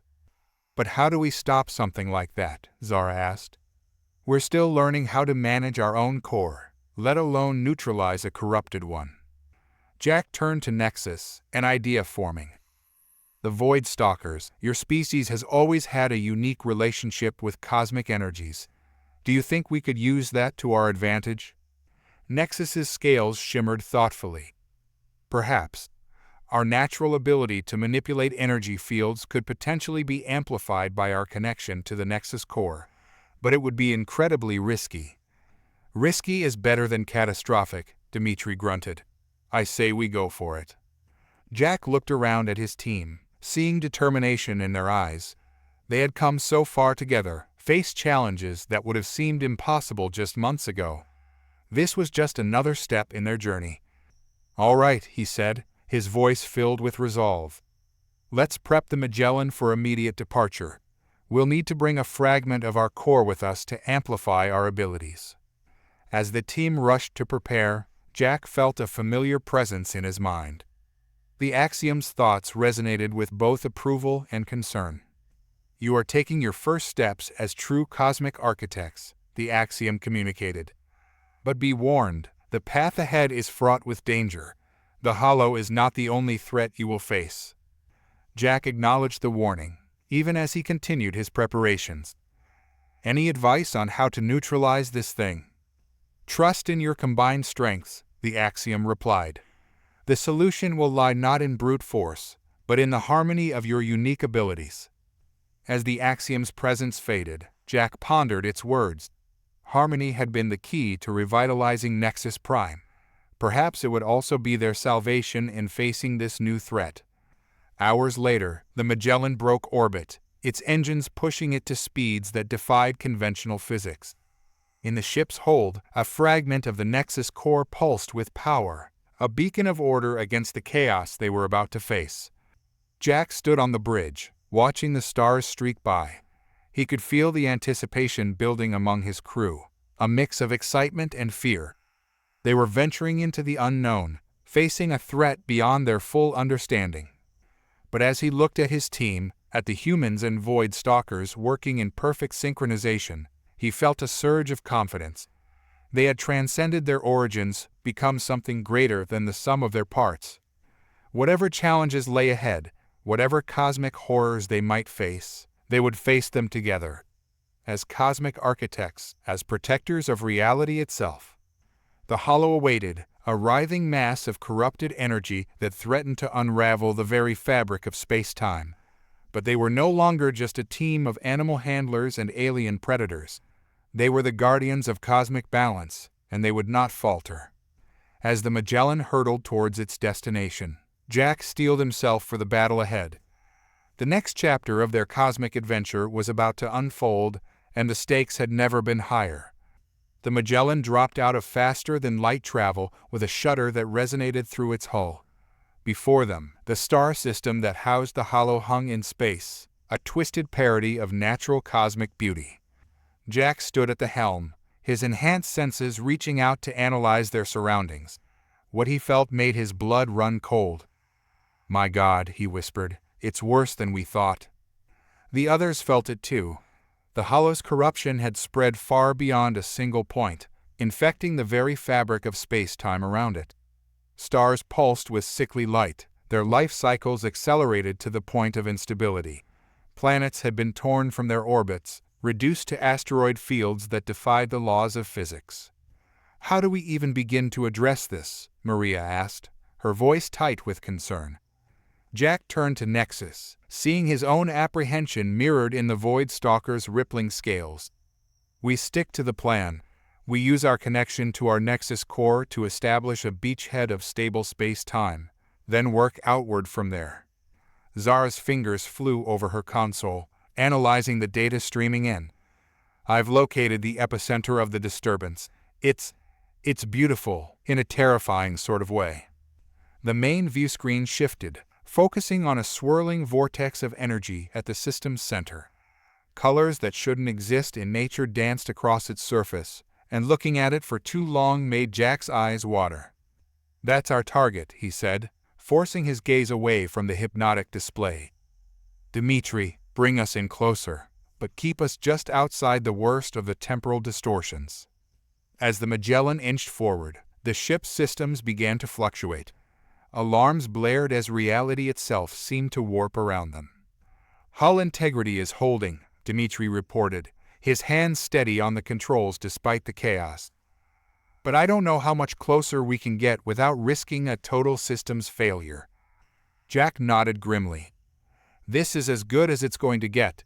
Prepare for core fragment deployment." The team moved with practiced efficiency, each member taking their designated position around the fragment of the Nexus core they had brought with them. Jack could feel its power thrumming through him, a stark contrast to the chaotic energies that buffeted the ship. "Remember," he said, meeting each team member's eyes in turn, "we're not here to destroy the hollow. We're here to heal it, to bring it back into harmony with the cosmic balance. Focus on order, on stability. Let the core's energy flow through you and out into space." As one, they placed their hands on the core fragment. The connection was immediate and overwhelming. Jack felt his consciousness expand, merging with those of his teammates and extending out into the corrupted space around them. The hollow's presence was like a scream in their shared mind, a maelstrom of pain and chaos. For a moment, Jack feared they would be overwhelmed, torn apart by the sheer force of the corruption. But then he felt it. The unique resonance of each team member, human and void stalker alike, coming together in perfect harmony. Their combined will pushed back against the chaos, carving out a bubble of stable space-time around the Magellan. "It's working," Zara's voice cut through the mental link, filled with excitement. "The hollow's influence is receding." Encouraged, they pushed harder. Jack directed their efforts like a conductor leading an orchestra, using the knowledge imparted by their Nexus core to guide their actions. Slowly, painstakingly, they began to reshape the corrupted space. Stars stabilized, their wild pulsations settling into normal rhythms. Shattered planets coalesced, gravity reasserting its hold. The very fabric of space-time seemed to sigh in relief as order was restored. But at the center of it all, the hollow continued to writhe. As they drew closer to its core, its resistance intensified. Jack felt as if he was trying to push back an ocean with his bare hands. "We need more power," he grunted through gritted teeth. "We're not going to be able to fully neutralize it like this." Nexus's mental voice cut through the strain. "Jack, friend, I have an idea. It's dangerous, but it might be our only chance." Before Jack could respond, he felt Nexus doing something. The Void Stalker's unique energy signature began to change, harmonizing with the hollow's chaotic frequencies. "Nexus, wait," Jack cried out, realizing what his friend intended. But it was too late. Nexus's form began to glow, pulsing with a light that hurt to look at directly. With a mental cry that echoed through their shared consciousness, the Void Stalker launched itself towards the heart of the hollow. The resulting collision was like nothing Jack had ever experienced. Reality itself seemed to bend and warp, the boundaries between order and chaos blurring. For a moment that felt like an eternity, everything hung in perfect balance. Then, with a silent explosion that rippled through space-time, the hollow collapsed in on itself. The corruption that had threatened to unravel an entire sector of space vanished, leaving behind a perfectly ordinary, stable star system. As the team's shared consciousness receded, Jack frantically searched for any sign of Nexus. But where the Void Stalker had been, there was now only empty space. "No," Jack whispered, his voice hoarse. "No, no, no. Nexus." But there was no response. In saving them all, in healing a wound in the very fabric of reality, Nexus had apparently sacrificed itself. As the implications of what had just occurred began to sink in, Jack felt a mix of emotions threatening to overwhelm him. They had succeeded in their mission, had prevented a cosmic catastrophe. But at what cost? And somewhere, in the back of his mind, a new awareness stirred. Something fundamental had changed in the universe. The line between cosmic architects and the forces they sought to control had blurred. Their journey, Jack realized, was far from over. It had only just begun. The Magellan hung in space, a silent sentinel in the newly stabilized star system. Inside, the mood was somber. The team had gathered in the observation deck, staring out at the spot where Nexus had disappeared. Jack stood apart from the others, his mind racing. He couldn't accept that Nexus was gone, not after everything they'd been through together. There had to be something they were missing, some way to bring their friend back. "Jack," Dimitri's gruff voice broke the silence. "We need to report back to the Axiom. They'll want to know what happened here." Jack nodded absently, his eyes still fixed on the starfield. In a minute. I need to try something first. He closed his eyes, reaching out with his enhanced senses. The knowledge imparted by the Nexus core surged forward, providing new pathways of understanding. Jack pushed further, extending his consciousness into the fabric of space-time itself. At first, there was nothing, just the vast, empty silence of space. But then, just at the edge of perception, he felt something. A flicker of familiar energy, so faint he almost missed it. Jack's eyes snapped open. He's alive, he breathed, hardly daring to believe it. Nexus is alive. The others crowded around him, their faces a mix of hope and skepticism. How is that possible? Zara asked. We all saw what happened. I don't know, Jack admitted, but I can sense him. It's like he's become part of the fabric of space-time itself. Maria stepped forward, her scientific curiosity overriding her doubt. If that's true, there might be a way to bring him back. We could use the Nexus core fragment to create a focal point, try to draw his consciousness back into a physical form. Dmitri nodded, already moving towards the ship's controls. I'll start calculating the optimal position. We'll need to be precise if we're going to pull this off. As the team sprang into action, Jack felt a surge of gratitude. Despite the impossible odds, they were ready to fight for their friend. It was a testament to how far they'd come, how strong their bond had grown. Hours passed in a flurry of calculations and preparations. They positioned the Magellan at the exact center of where the hollow had been, the Nexus core fragment pulsing with power in the ship's hold. All right, Jack said, addressing the team. This is going to be more difficult than anything we've attempted before. We're not just manipulating energy or matter, we're trying to reconstitute a consciousness from the very fabric of space-time. It's going to take everything we've got. The others nodded, their faces set with determination. As one, they placed their hands on the core fragment, linking their minds and abilities. Jack took a deep breath, then plunged his consciousness into the cosmic web around them. He could feel the others with him, their unique energies blending and amplifying each other.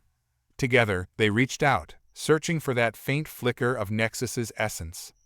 At first, there was nothing. The vastness of space threatened to overwhelm them, to scatter their combined consciousness to the cosmic winds.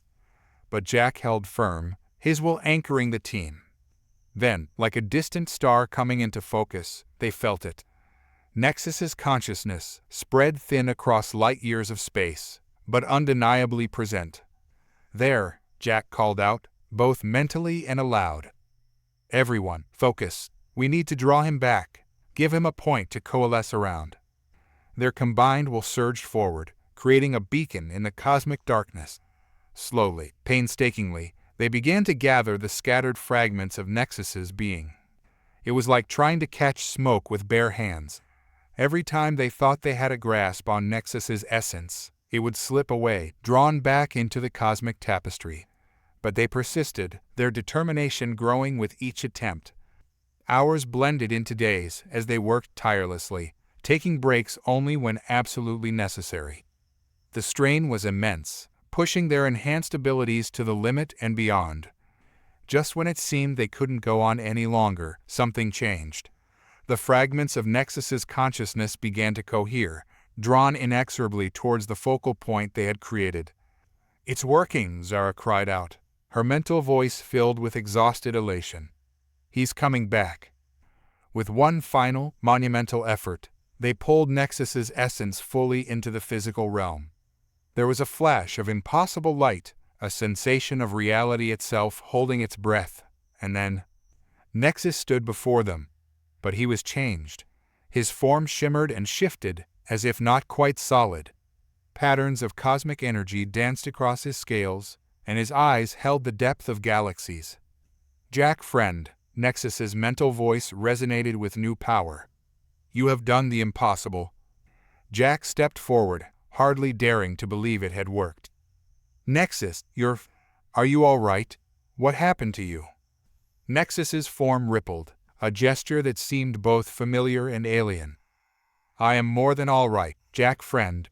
I have been transformed, in merging with the hollow, in becoming one with space-time itself. I have evolved. I am still Nexus, but I am also something more. As the implications of Nexus's words sank in, Jack felt a mix of emotions. Joy at having his friend back, awe at the transformation he had undergone, and a creeping sense that their adventures in cosmic architecture were far from over. The Axiom's presence suddenly filled their minds, its thoughts tinged with what Jack could only interpret as surprise.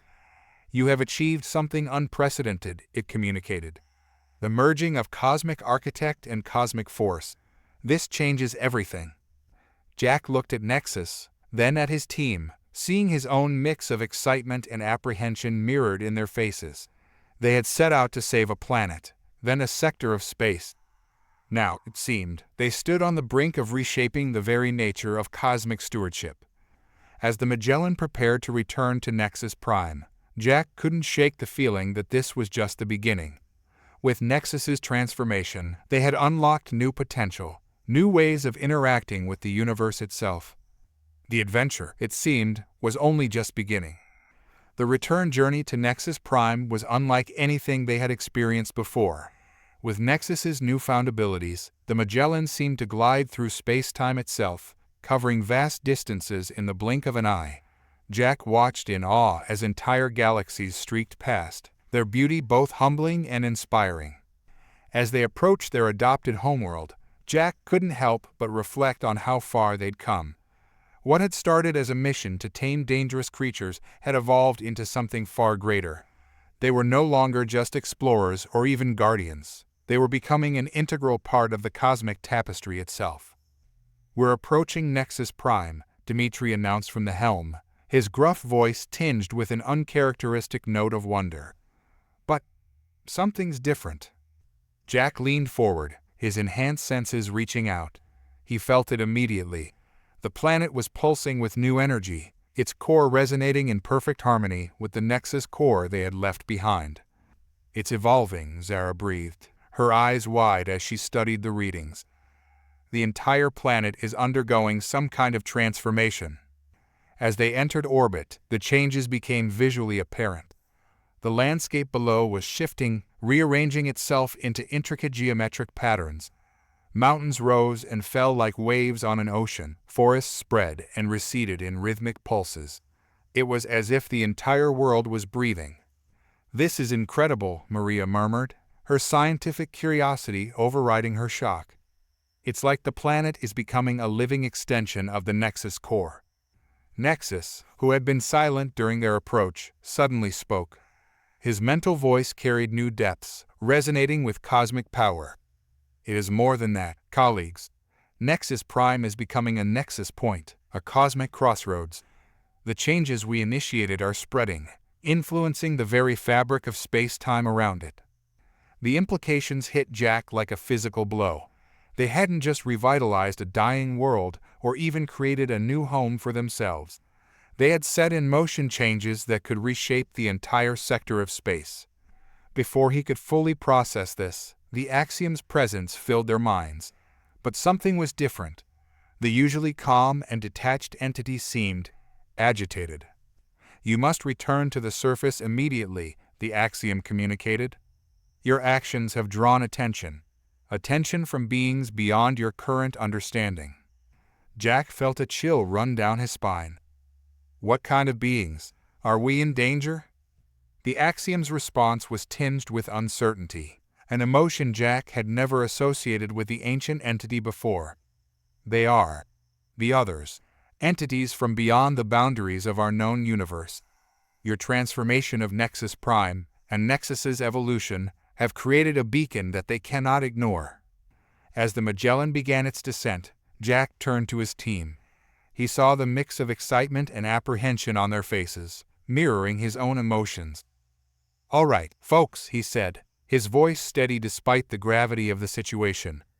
"Looks like we're about to make first contact with something even the Axiom doesn't fully understand. Stay sharp, and remember, we face this together." As they disembarked, Jack felt a shift in the atmosphere. It was subtle at first, a slight distortion in the air. Then, before their eyes, reality itself seemed to fold and unfurl.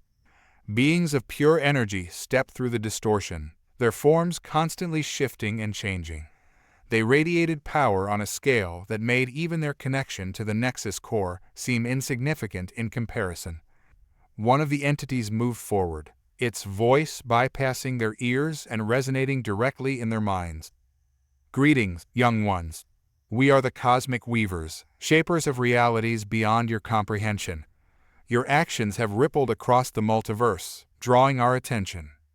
Jack stepped forward, feeling the support of his team behind him.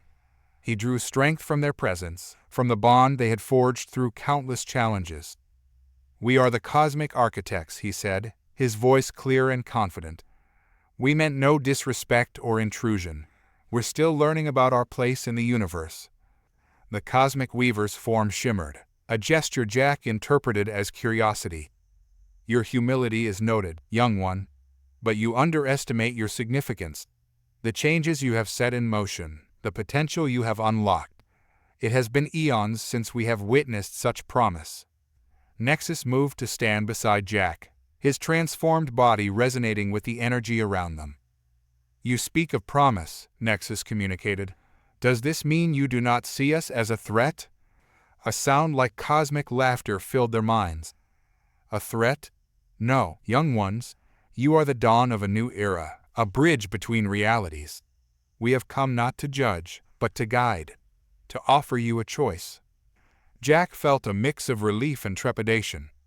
What kind of choice? The Cosmic Weaver's form expanded, encompassing them all in a field of energy that tingled with possibility. "You stand at a crossroads. You can continue on your current path, shaping this reality as Cosmic Architects. Or you can join us, become Cosmic Weavers yourselves, with the power to influence not just one universe, but the entire multiverse." The team exchanged glances, the weight of the decision before them almost palpable. They had already come so far, taken on responsibilities beyond anything they could have imagined, and now they were being offered even more. As Jack contemplated their options, he realized that whatever they chose, their journey was far from over. In fact, it seemed that the true adventure was only just beginning. The cosmos stretched out before them, filled with infinite possibilities. And they, the unlikely team of former animal handlers and transformed aliens, stood at the threshold of a new chapter in the history of the universe itself. Jack stood at the precipice of the most monumental decision of his life, acutely aware of the weight of responsibility on his shoulders. The offer from the Cosmic Weavers hung in the air, a tantalizing glimpse of power and knowledge beyond their wildest dreams. Yet, with it came the uncertainty of venturing into the unknown, of potentially leaving behind the reality they had worked so hard to protect. He turned to his team, seeing the mix of awe and apprehension on their faces. "What do you think?" he asked, his voice barely above a whisper. Dmitri was the first to speak, his usual gruffness tempered by the gravity of the situation. "It's an incredible opportunity, but are we ready for that level of responsibility? We're still learning how to manage a single planet, let alone multiple universes." Zara's eyes sparkled with scientific curiosity. "The knowledge we could gain, the discoveries we could make, it's beyond anything I ever imagined. But Dimitri's right, the scale of it is overwhelming." Maria nodded in agreement. "We've come so far, achieved so much. Part of me wants to continue what we've started here, to see how far we can go as Cosmic Architects." Jack turned to Nexus, whose transformed body shimmered with cosmic energy. "What about you, old friend? You've already undergone one massive transformation. How do you feel about potentially going through another?" Nexus's mental voice resonated with newfound depth. "I am conflicted, Jack friend. The power offered is tempting, but I fear losing touch with our original purpose. We began this journey to protect and nurture life, not to reshape reality itself." As Jack pondered their words, he felt the axiom's presence brush against his mind. "The choice is yours," the ancient entity communicated. "But remember, with great power comes the potential for great consequences. Whatever you decide will ripple across the cosmos." Jack took a deep breath, centering himself. He looked out at the transformed landscape of Nexus Prime, at the world they had saved and reshaped. Then he turned back to the cosmic weavers, their energy forms pulsing with patient anticipation. In that moment, clarity washed over him. He knew what they had to do. "Thank you for your offer," Jack said, his voice steady and clear. "It's more than we ever could have imagined when we started this journey. But we have to decline." The cosmic weaver's form shimmered, a gesture Jack interpreted as surprise. "You would turn down such power? Such knowledge?" Jack nodded, feeling more certain with each passing moment. "We would. Not because we don't appreciate the offer, but because we're not ready. We still have so much to learn, so much to accomplish in this reality. We began as protectors, as nurturers of life. That's still our purpose, our calling." He gestured to the transformed landscape around them. "We've only just begun to understand the impact we can have as cosmic architects. There are other planets to save, other civilizations to guide. We need to see this through, to fully grasp the responsibilities we've already taken on before we even consider expanding our influence to other realities." The team moved to stand beside him, their postures radiating support and agreement. Nexus's mental voice rang out, filled with pride. "We are honored by your offer, Cosmic Weavers. But Jack Friend speaks true. Our journey here is not yet complete." For a long moment, silence reigned. Then, to Jack's surprise, the Cosmic Weaver's forms began to pulse with what could only be described as approval. "Your wisdom belies your youth," the lead weaver communicated. "It is rare to find beings who understand the true weight of cosmic power, who choose responsibility over ambition. You have proven yourselves worthy, not just of the power offered, but of the trust placed in you by this reality." The weaver's forms began to expand, enveloping the team in a field of energy that tingled with potential. "While you may not join us as cosmic weavers, know that you have earned our respect and our support. We will be watching your progress with great interest." As the energy field intensified, Jack felt knowledge flooding into his mind. Not the overwhelming deluge of cosmic secrets he had feared, but carefully curated insights, tools to help them in their role as cosmic architects, guideposts for the journey ahead. When the light faded, the cosmic weavers were gone, but their presence lingered, a subtle shift in the fabric of reality around them. Jack knew, without a doubt, that they had made the right choice. He turned to his team, seeing the same mix of relief and determination on their faces. "Well, folks," he said with a smile, "looks like we've got work to do." As they surveyed the transformed landscape of Nexus Prime, Jack felt a renewed sense of purpose. They had faced unimaginable challenges, evolved beyond their wildest dreams, and now stood as recognized guardians of cosmic balance. The journey ahead was vast, filled with untold wonders and challenges. There were planets to heal, civilizations to guide, and cosmic mysteries to unravel. But they would face it all together, humans and void stalkers united in their role as cosmic architects. As the twin suns of Nexus Prime set on the horizon, painting the sky in hues of cosmic beauty, Jack knew that their greatest adventures were still to come. They had chosen their path, embraced their responsibility, and in doing so, had written themselves into the very fabric of the universe. The cosmic architects stood ready, guardians of life, shapers of worlds, and protectors of the delicate balance that held reality together. Their story, like the cosmos itself, was infinite in its potential. And so, as one chapter closed, another began. The universe awaited, and they were ready to meet it head-on. The vast expanse of space stretched before Jack Hawthorne, a canvas of infinite possibilities. From the observation deck of the Magellan, he watched as stars birthed and died, their cosmic dance a reminder of the delicate balance he and his team were sworn to protect.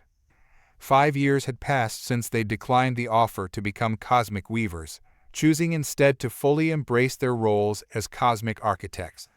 In that time, they'd reshaped worlds, guided civilizations, and faced challenges that would have once seemed impossible.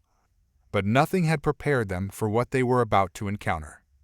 "Jack," Dimitri's gruff voice came through the ship's comm system. You need to see this. In the command center, the team had gathered around a holographic display. At its center pulsed an anomaly unlike anything Jack had ever seen, a swirling mass of energy that seemed to defy the laws of physics. "What am I looking at?" Jack asked, his enhanced senses reaching out to analyze the phenomenon. Zara, her eyes wide with a mix of excitement and apprehension, manipulated the display. "We're not entirely sure. It appeared on the edge of the Andromeda Galaxy about 6 hours ago. It's unlike any natural occurrence we've encountered." Nexus, his form shimmering with cosmic energy, moved closer to the hologram. "There's something familiar about its energy signature. It resonates with echoes I've sensed in the fabric of space-time itself." Jack felt a chill run down his spine. When Nexus spoke of cosmic echoes, it usually meant they were dealing with forces beyond even their considerable understanding. "Could it be another holo?" Maria asked, referring to the corrupted Nexus core they'd encountered years ago. Jack shook his head. "No, this is different. More deliberate. Whatever this is, it feels intentional." As if in response to his words, the anomaly pulsed, sending out a wave of energy that washed over the Magellan. For a moment, reality itself seemed to waver, like a mirage in the desert. When it passed, Jack gasped. The starfield outside had changed. Constellations he'd never seen before filled the view, and a sense of profound wrongness permeated the air. "What just happened?" Dmitri demanded, his hands flying over the ship's controls. "We've moved," Nexus said, his mental voice tinged with awe. "Not just in space, but in time. Perhaps even in reality itself." Before anyone could respond, a new presence filled their minds. It was ancient beyond reckoning, its thoughts carrying the weight of eons. At last, the voice resonated within them. "The sleepers awaken. The Eternals rise once more." Images flooded Jack's consciousness, overwhelming in their scope and intensity. He saw civilizations rise and fall in the blink of an eye, realities reshaped on a whim, and at the center of it all, beings of such power that they made even the cosmic weavers seem insignificant in comparison. As the vision faded, Jack found himself on his knees, gasping for breath. Around him, his team was in similar states of shock. What was that?" Zara managed to ask, her voice shaky. Jack stood, his mind racing to process what he'd seen. "I think," he said slowly, "we just witnessed the awakening of a species that predates the universe itself." Nexus's form pulsed with urgent energy. "Jack, friend, if what we saw is true, the awakening of these Eternals could unravel the very fabric of reality. The cosmic balance we've sworn to protect is in grave danger."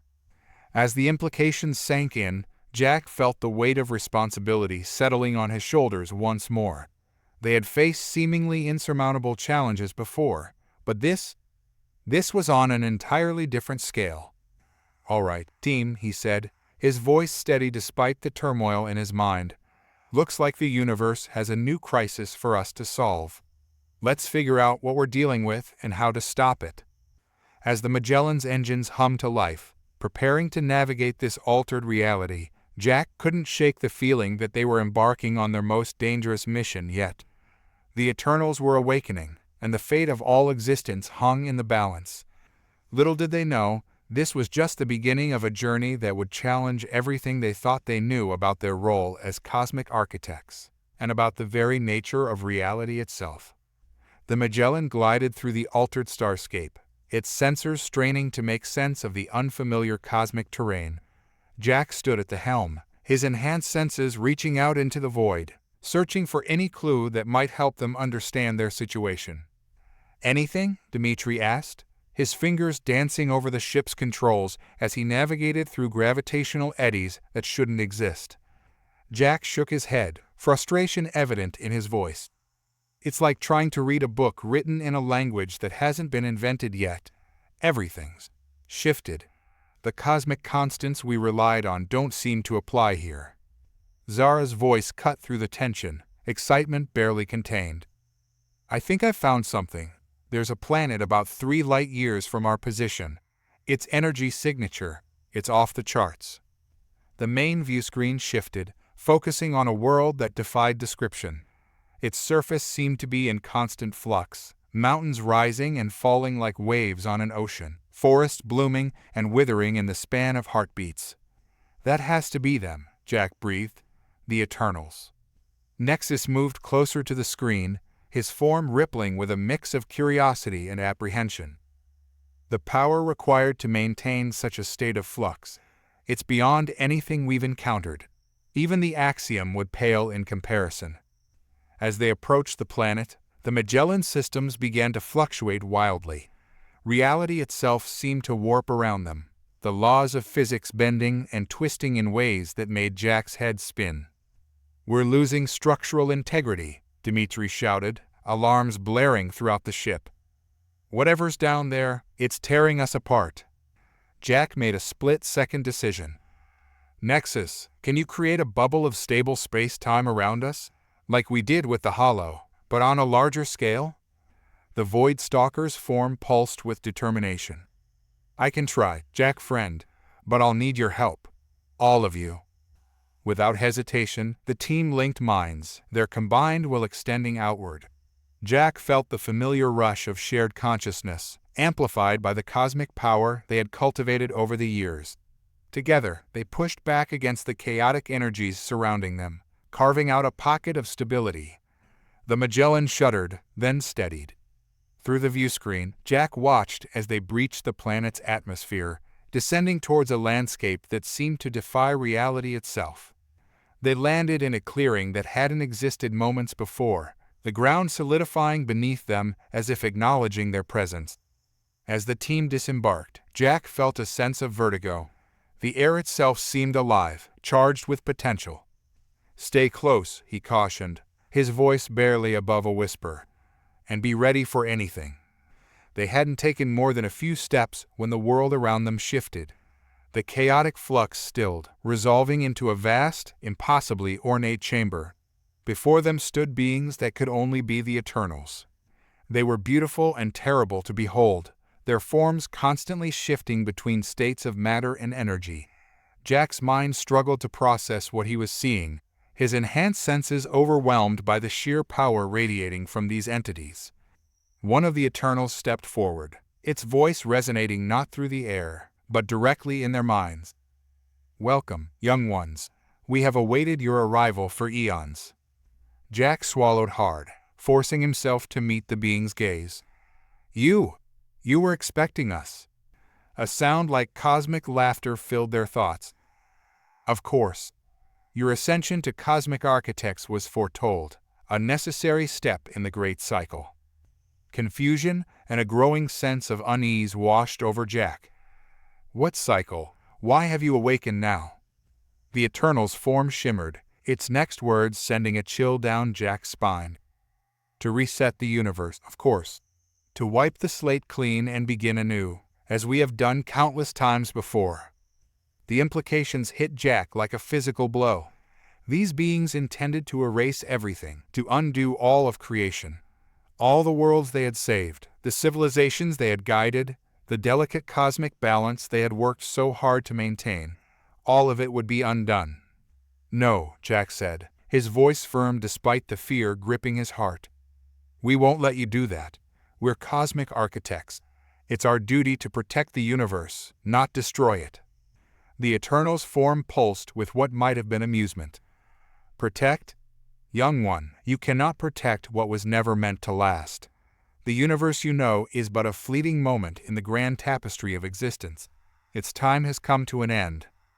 As the other Eternals began to move, their forms coalescing into a swirling vortex of unimaginable power, Jack realized they were facing a threat beyond anything they had ever encountered.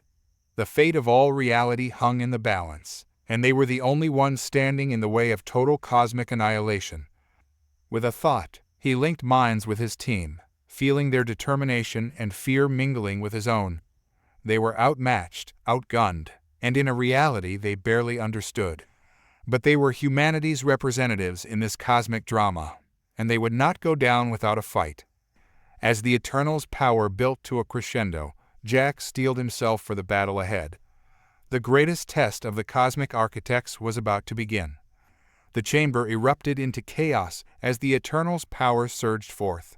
Reality itself seemed to buckle under the onslaught, fractures appearing in the very fabric of space-time.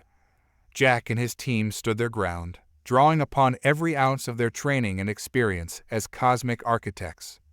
"Focus," Jack shouted, both aloud and through their mental link. "Remember what we learned on Nexus Prime. We don't fight the flow, we redirect it."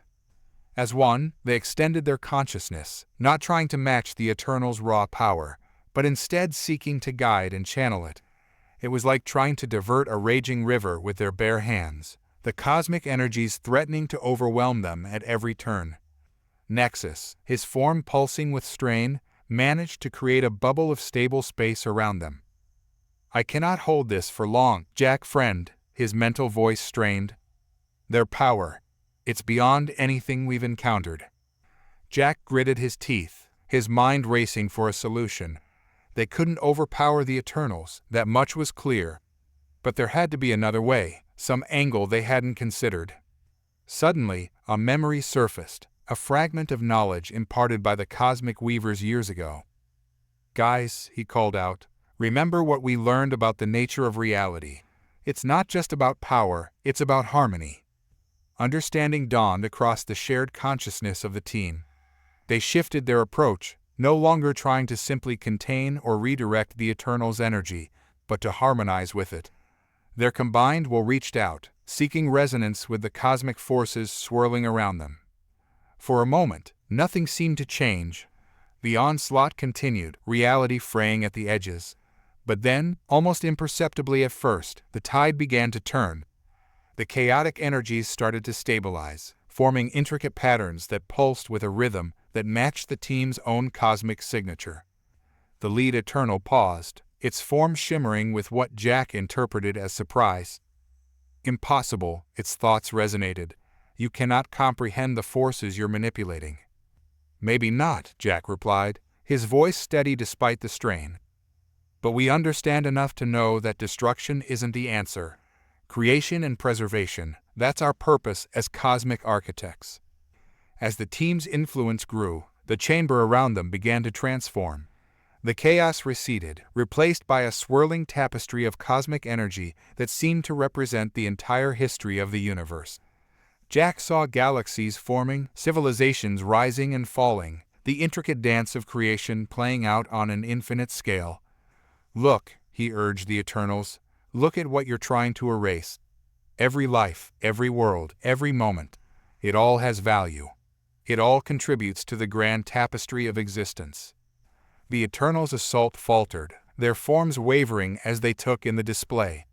Jack sensed confusion, then something he hadn't expected, doubt. We had forgotten," one of the Eternals communicated, its mental voice tinged with a sadness as vast as space itself. "Eons of sleep, of waiting. We lost sight of the beauty in the cycles of creation." Taking advantage of the moment, Jack pressed on. "You don't have to destroy everything to start anew. Change, growth, evolution, it's all part of the natural order. Help us guide it, nurture it. Be creators, not destroyers." For what felt like an eternity, silence reigned. The fate of all reality hung in the balance, dependent on the decision of beings so ancient and powerful they defied comprehension. Finally, the lead Eternal's form solidified, taking on a more defined shape. Perhaps we have been hasty in our judgment. Your actions have given us pause, young architects. We will consider your words." As the oppressive energy began to recede, Jack felt a glimmer of hope. They hadn't won, not yet, but they had bought time. Time to understand, to negotiate, to find a solution that didn't involve the annihilation of all existence. But as the adrenaline of the confrontation faded, a new worry gnawed at Jack's mind. The Eternals had spoken of prophecies, of cycles, of their awakening being foretold. Who had foreseen this? And more importantly, why hadn't the axiom warned them?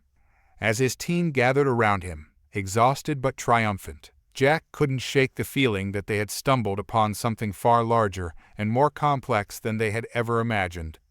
The Eternals were just one piece of a cosmic puzzle, and he had a sinking feeling that they were about to discover just how deep the rabbit hole went. "Good work, everyone," he said, his voice carrying a weight of both pride and concern. "But I think our real challenges are just beginning." The Eternals retreated to confer among themselves, leaving Jack and his team to catch their breath and prepare for whatever came next. As he looked out at the swirling cosmic tapestry around them, Jack knew that their journey as cosmic architects was about to take a turn into uncharted territory. The universe had more secrets to reveal, and they were standing on the threshold of discoveries that would shake the foundations of everything they thought they knew. As the Eternals deliberated, Jack gathered his team in a quiet corner of the vast chamber. The swirling cosmic energies around them had stabilized into a mesmerizing display of universal history, but Jack's focus was on the challenges ahead. "All right, folks," he began, his voice low but intense. "We've bought ourselves some time, but we're far from out of the woods. We need to figure out what's really going on here." Dimitri nodded, his usually stoic expression tinged with concern. "The Eternals mentioned prophecies and cycles. Someone or something set this in motion long before we came onto the scene." "And why didn't the axiom warn us?" Zara added, her scientific mind already racing with theories. "They've guided us from the beginning, but this feels like a massive oversight." Nexus, his form still shimmering from the exertion of their recent battle, spoke up. "Perhaps it was not an oversight, but a deliberate omission. The axiom has always been selective in what they choose to reveal." Jack felt a chill run down his spine at the implication. Could the axiom, their mentors and guides in cosmic stewardship, have deliberately kept them in the dark about something this monumental? Before he could voice his concerns, a new presence made itself known. A figure stepped out of the swirling cosmic tapestry, its form flickering between states of matter and energy. Jack's enhanced senses screamed a warning, every instinct telling him that this being was dangerous. "Well done, architects," the newcomer's voice resonated in their minds, a symphony of conflicting tones. "You've played your part admirably." Jack stepped forward, placing himself between the entity and his team. "Who are you? What part are you talking about?"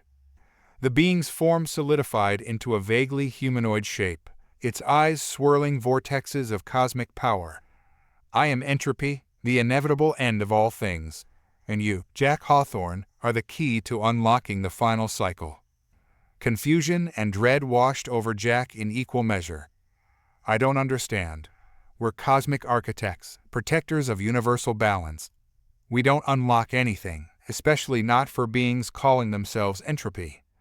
Entropy's laughter was like the death rattle of stars. "Oh, but you do. Your very existence, your journey from simple animal handlers to cosmic guardians, it was all part of the grand design. A design set in motion eons ago, by forces beyond even the Eternals' comprehension." As entropy spoke, the cosmic tapestry around them shifted, focusing on Earth, on the moment Jack and his team first encountered the Void Stalkers. "You were chosen, shaped, guided every step of the way. Your triumphs, your struggles, even your decision to reject the Cosmic Weaver's offer, all of it was predetermined." The implications hit Jack like a physical blow. Everything they had accomplished, every challenge they had overcome, had it all been orchestrated? Were they nothing more than pawns in some cosmic game? "No," Jack said, his voice firm despite the doubt gnawing at his core. "I don't believe that. We made our own choices, forged our own path." Entropy's form rippled with what might have been amusement. "Did you? Or did you simply follow the path laid out for you, believing it was your own?" Before Jack could respond, Nexus stepped forward, his form pulsing with determination. "Even if what you say is true, even if our journey was predetermined, our intentions were pure. We have protected countless lives, preserved the balance of entire galaxies."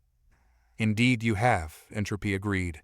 "And in doing so, you have set the stage for the greatest act of creation and destruction the universe has ever known."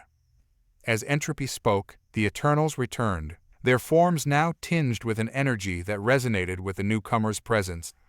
Jack realized with growing horror that the Eternals' deliberation had been a ruse, a distraction while entropy made its move.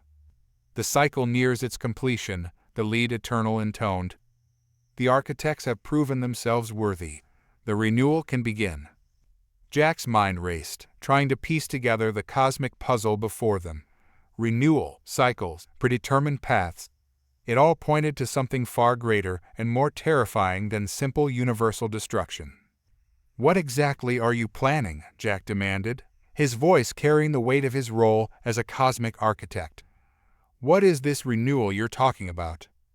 Entropy's form expanded, encompassing the entire chamber in its cosmic presence. "The rebirth of all reality, architect. And you and your team, will be the catalyst that sparked the new creation."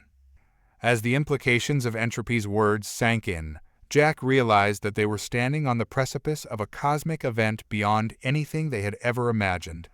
The fate of not just their universe, but all possible realities, hung in the balance.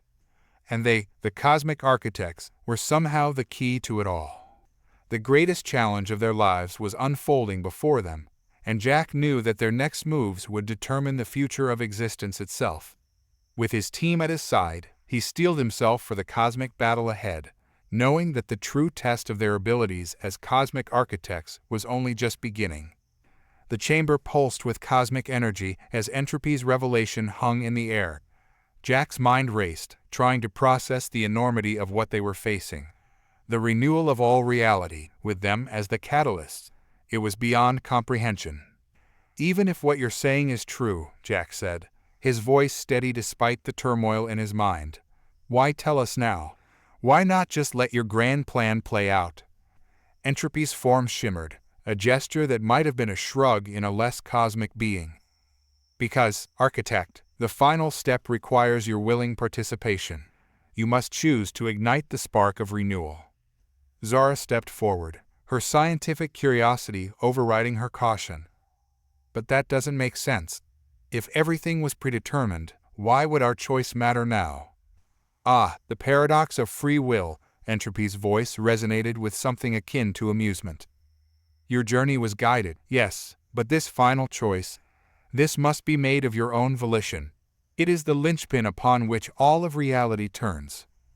Jack felt a glimmer of hope. If their choice mattered, then perhaps not all was lost. "And if we refuse, if we choose to maintain the current reality?" The Eternals stirred, their forms rippling with cosmic power. "Then all will stagnate," the lead Eternal intoned. "The universe will wind down, entropy will claim all, and the great cycle will be broken forever." Dimitri cursed under his breath. "So it's either participate in the destruction of everything we know, or doom the universe to a slow death, some choice." Nexus, who had been silent until now, suddenly spoke up. "There is another option," his mental voice carried a weight of revelation. "Jack friend, do you remember what the cosmic weavers taught us about the nature of reality?" Understanding dawned on Jack. "Harmony," he breathed. "It's not about destruction or preservation, but finding balance." He turned to face entropy and the Eternals, a new determination in his eyes. "You speak of renewal as if it must be a cataclysmic event. But what if there's another way? A way to rejuvenate reality without erasing everything that exists?" Entropy's form pulsed with intrigue. "Explain, architect. How would you propose to achieve such a feat?" Jack closed his eyes, reaching out with his enhanced senses to feel the cosmic energies swirling around them. He could sense the vast tapestry of reality, the interconnected threads of countless universes and dimensions. "We don't need to destroy to create," he said, opening his eyes. "We can transform. Use our abilities as cosmic architects not to spark a new creation, but to guide the existing reality into a new state of being."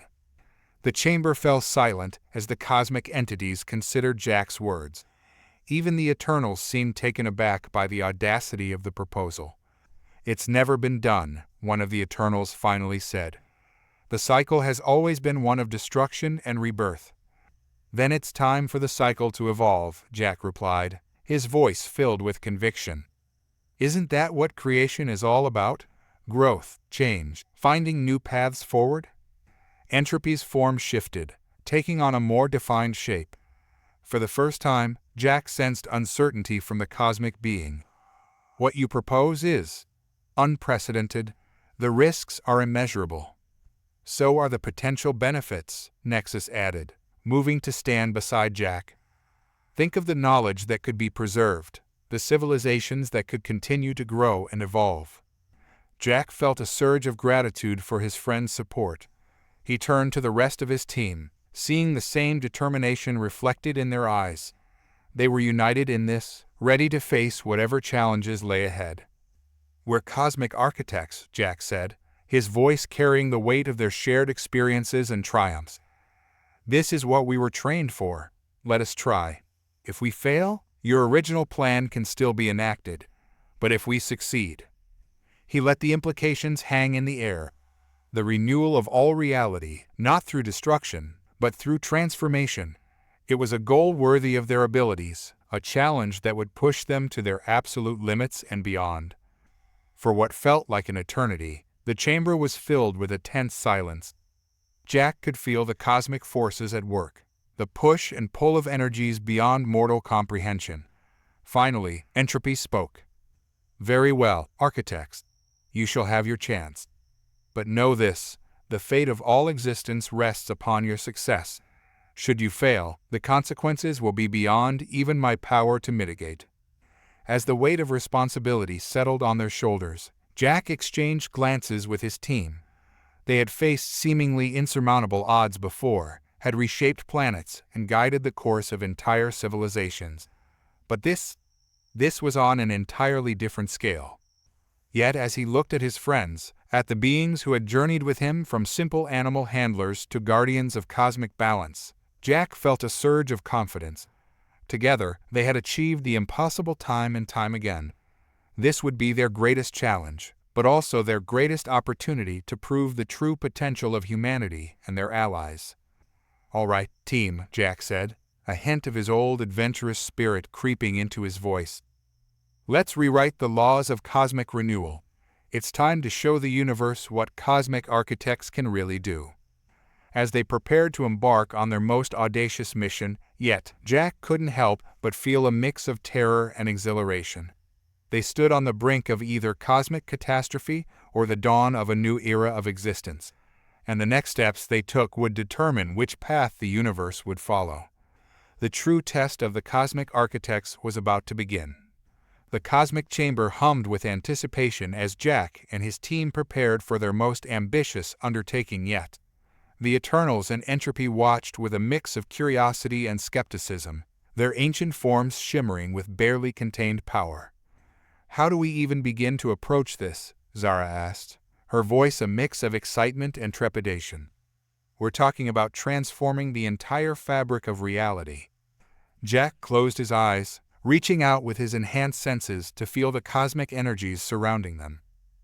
"We start with what we know," he said, opening his eyes. "Remember how we revitalized Nexus Prime? We didn't force change, we guided it. We need to apply that same principle, but on a universal scale." Dimitri nodded, his usual gruff demeanor softened by the gravity of their task. "It's like conducting an orchestra, but instead of instruments, we're dealing with the fundamental forces of the cosmos." "Exactly," Jack agreed. "Nexus, your experience merging with space-time itself will be crucial. You'll be our anchor, helping us navigate the currents of reality." The transformed Void Stalker's form pulsed with determination. "I am ready, Jack friend. Though I must warn you, the energies we'll be dealing with, they're beyond anything we've encountered before." Jack placed a hand on Nexus's shimmering form, feeling the cosmic power thrumming beneath. "I know, old friend, but if anyone can do this, it's us. Together." As the team formed a circle, linking minds and combining their cosmic awareness, Jack turned to address Entropy and the Eternals. "We'll need your cooperation for this to work. Your power, your understanding of the cosmic cycles, it's all part of the equation." Entropy's form rippled, a gesture Jack had come to interpret as consideration. "Very well, architect. But be warned, once this process begins, there may be no turning back. The consequences of failure would be catastrophic. Jack nodded, the weight of responsibility settling heavily on his shoulders. Understood. All right, team, let's do this. For every life, every world, every reality counting on us. As one, they extended their consciousness into the cosmic tapestry surrounding them. Jack felt the familiar rush of shared awareness, amplified beyond anything they'd experienced before. Through their combined senses, he could perceive the very fabric of existence, the intricate weave of countless realities and dimensions. Guided by Jack's will, they began to work. It was like trying to redirect an ocean with their bare hands, the sheer scale of what they were attempting threatening to overwhelm them at every turn. But slowly, painstakingly, they started to make progress.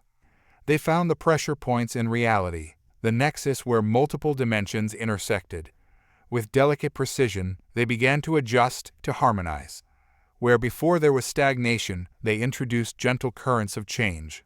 Where chaos threatened to unravel existence, they wove new patterns of order. Hours blended into days, time losing all meaning as they worked. Jack lost count of the times they nearly lost control, saved only by the quick thinking of one team member or another. Zara's scientific insight helped them navigate particularly tricky cosmic knots.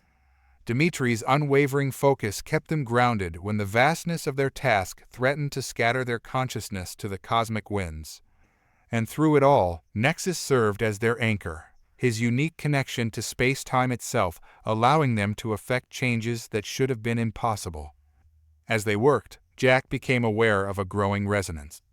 The Eternals and Entropy, initially mere observers, had begun to lend their power to the effort. Their ancient energies blended with the team's, creating harmonies of cosmic force that sang through the very foundations of reality. But just as Jack dared to hope they might succeed, disaster struck. A discordant note rippled through their shared consciousness, a warning cry from Nexus. "Jack, friend," the Void Stalker's mental voice was strained with effort. "Something's wrong. The energies, they're becoming unstable." Jack's focus snapped to where Nexus indicated, and he felt his heart sink. A vortex of chaotic energy had formed, threatening to undo all their work and tear reality apart in the process. "It's a cosmic knot," Entropy's voice resonated in their minds. "A convergence point of multiple realities. Your meddling has destabilized it." "Can we contain it?" Zara asked, her mental voice tight with concern. Entropy's response was grim. "Not from here. Someone would need to enter the vortex itself, to unravel the knot from within. But the energies involved, it would almost certainly mean destruction for whoever attempted it." Jack felt the weight of countless realities pressing down on him. They had come so far, had been so close to success. He couldn't let it all fall apart now. "I'll go," he said, his decision made in an instant. "Jack, no!" Dimitri's mental shout was filled with anguish. "There has to be another way." But Jack knew there wasn't. Not with the time they had left. "Keep working," he instructed his team. "Finish what we started. I'll deal with the knot." Before anyone could stop him, Jack directed his consciousness towards the swirling vortex. As he felt himself being pulled in, he sent one last thought to his team, to the friends who had become family on this incredible journey. "It's been an honor," he projected, pouring all his love and gratitude into the words. "Whatever happens, know that we made a difference. We showed the universe what humanity is capable of." And with that, Jack Hawthorne, once a simple animal handler from Earth, now a cosmic architect standing at the crossroads of all reality, plunged into the heart of cosmic chaos. The fate of all existence hung in the balance, dependent on the courage and sacrifice of one man. As his consciousness merged with the swirling energies of the vortex, Jack prepared himself for his greatest challenge yet, and quite possibly his final act as a cosmic architect. The moment Jack entered the cosmic vortex, his world exploded into chaos. Colors he had no names for assaulted his senses, realities flickered in and out of existence around him, and the very concept of time seemed to lose all meaning. It was like being simultaneously everywhere and nowhere, everyone and neverone. But through the maelstrom, Jack held onto his purpose. He was here to unravel the knot, to stabilize the convergence point that threatened all of existence. Drawing upon every ounce of his training and experience as a cosmic architect, he began to work. Outside the vortex, the team watched in horror as Jack's form was swallowed by the swirling energies. Nexus's mental voice, strained with effort, cut through their shared consciousness. "We must continue the work. It's what Jack would want." Dimitri, his usual stoicism cracking under the weight of emotion, nodded grimly. For Jack. For everything. They redoubled their efforts, guiding the transformation of reality, while desperately hoping their friend and leader would somehow find his way back to them. Inside the vortex, Jack grappled with forces beyond comprehension. Each thread of the cosmic knot was a universe unto itself, each strand a timeline that stretched into infinity. As he worked to untangle them, he caught glimpses of realities both wondrous and terrifying. He saw worlds where humanity had never evolved, where alien civilizations had risen to cosmic prominence. He witnessed the birth and death of universes, the dance of dimensions that existed beyond the comprehension of mortal minds. And through it all, he began to understand. The knot wasn't just a convergence of realities, it was a nexus of potential. Every choice, every possibility that had ever existed or could exist, all converging on this single point in the multiverse. And he, Jack Hawthorne, stood at the center of it all.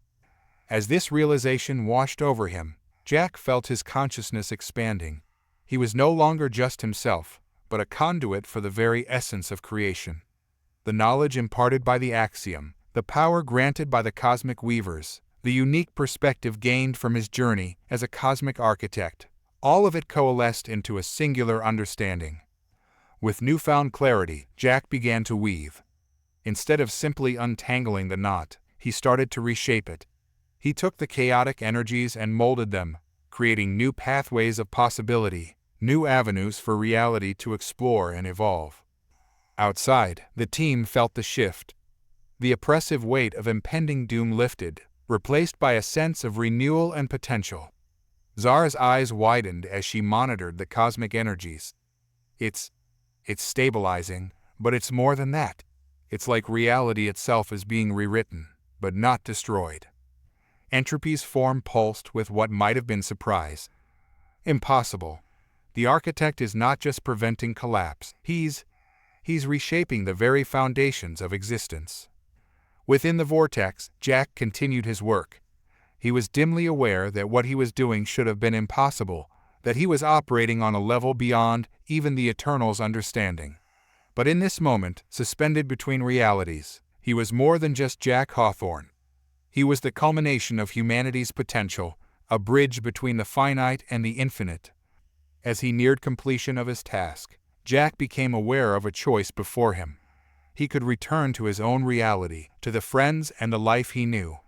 Or he could remain here, at the heart of creation, continuing to guide and shape the multiverse for eternity.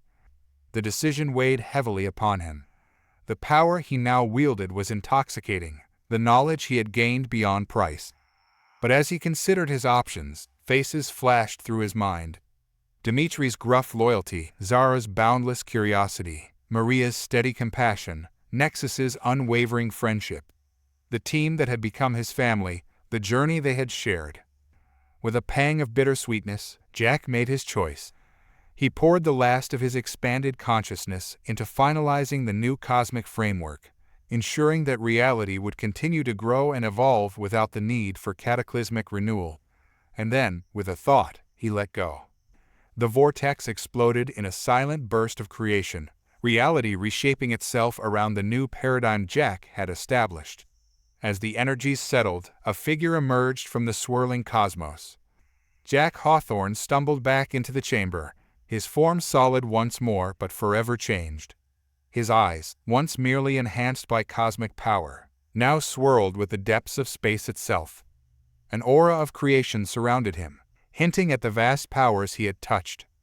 As his team rushed to him, their faces a mix of joy and awe, Jack managed a tired smile. "Did it work?" he asked, his voice carrying echoes of the eternity he had experienced. Nexus, his form pulsing with emotion, answered. Yes, Jack friend. You've done it. You've changed. Everything. As the implications of what they had achieved began to sink in, Jack knew that their journey was far from over. They had reshaped the very nature of reality itself, and with that came new responsibilities, new challenges to face. But looking at his team, at the beings who had stood with him at the edge of existence, Jack felt a surge of confidence. Whatever the future held, they would face it together. As cosmic architects, as friends, as the guardians of a new age of infinite possibility. The universe, reborn yet familiar, awaited their next move. And Jack Hawthorne, forever changed but still undeniably human, was ready to take that first step into a new cosmic adventure.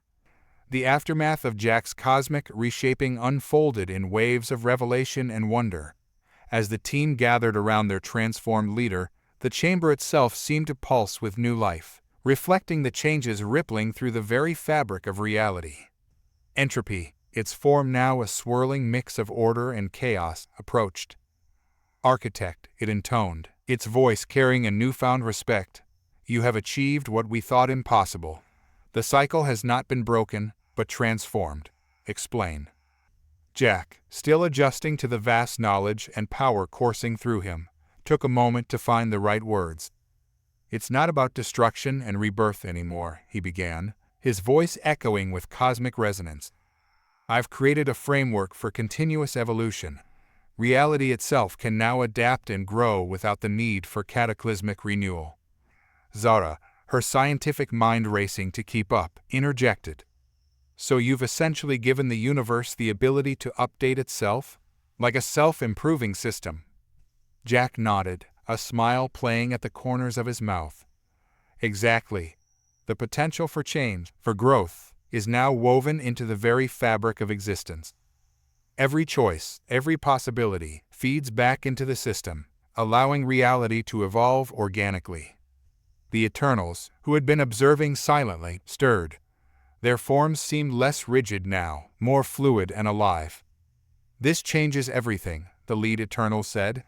Our purpose, our very existence, must be reconsidered in light of this new paradigm. As the implications of what they had achieved began to sink in, Dmitri voiced the question on everyone's mind. So what happens now?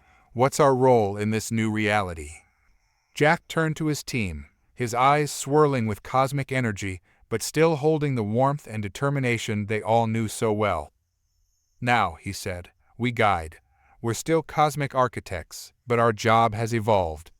Instead of just maintaining balance, we'll be shepherds of possibility, nurturing the potential for growth across all realities.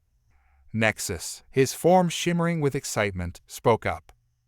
The knowledge you've gained, Jack friend, the power you now wield.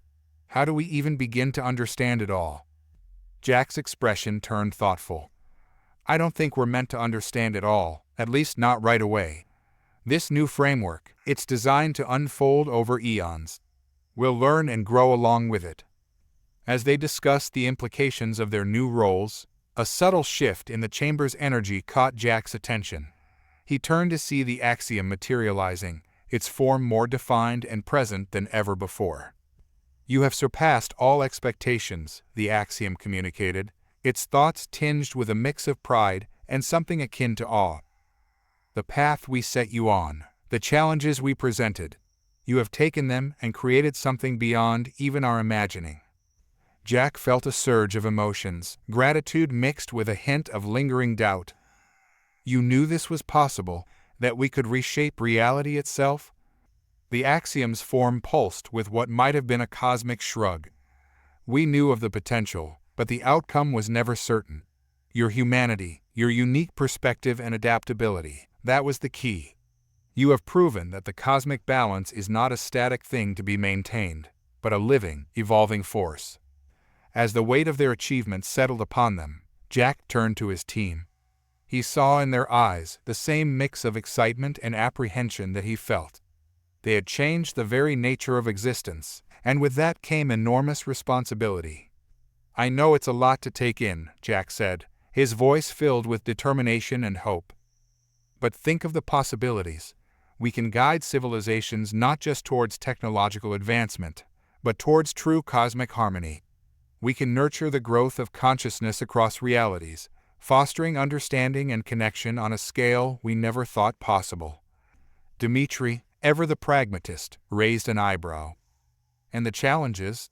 I doubt reshaping reality has eliminated all threats to cosmic balance. Jack nodded, appreciating his friend's grounding influence. You're right.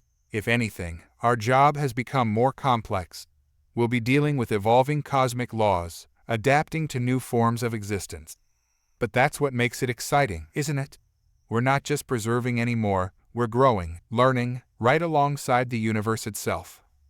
As they continued to discuss their new roles and the challenges ahead, Jack felt a profound sense of rightness. This was what they had been working towards all along, even if they hadn't known it. From their first encounters with the Void Stalkers to their ascension as cosmic architects, every step had led them to this moment. The chamber, once a nexus of potential destruction, now hummed with the energy of infinite possibility. Jack could sense the new cosmic framework spreading outward, touching every corner of existence, offering the chance for growth and renewal to all realities.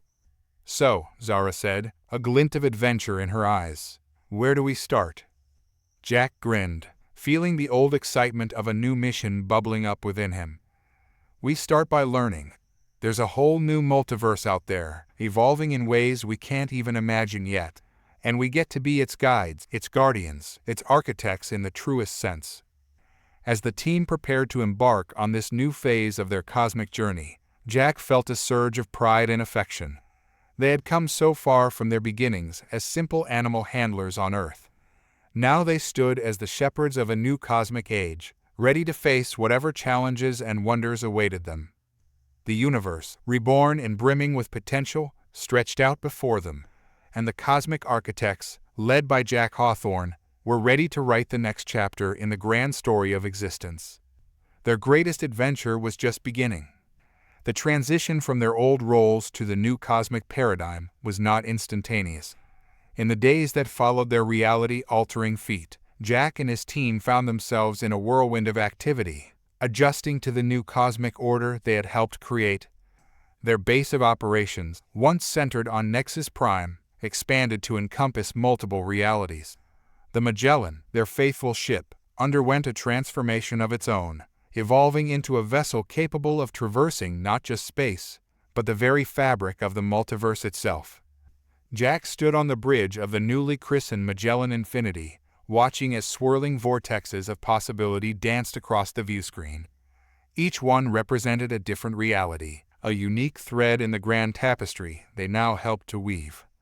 "It's beautiful," Zara breathed, her eyes wide with wonder as she catalogued the myriad of cosmic phenomena now visible to them. "Every time I think I've seen it all, something new appears." Dmitri, at the helm, nodded in agreement. "Navigation's a whole new ballgame now. We're not just plotting courses through space, but through possibilities themselves." Jack smiled, feeling a surge of pride in his team's adaptability. That's the beauty of it. We're not just observing anymore, we're actively participating in the growth of the multiverse. Nexus, his form now a constant shimmer of cosmic energy, joined them on the bridge. "Jack, friend, we're receiving signals from across the multiverse. It seems our actions have not gone unnoticed." With a thought, Jack brought up a holographic display of the incoming messages. Civilizations from countless realities were reaching out, some in wonder, others in confusion or fear.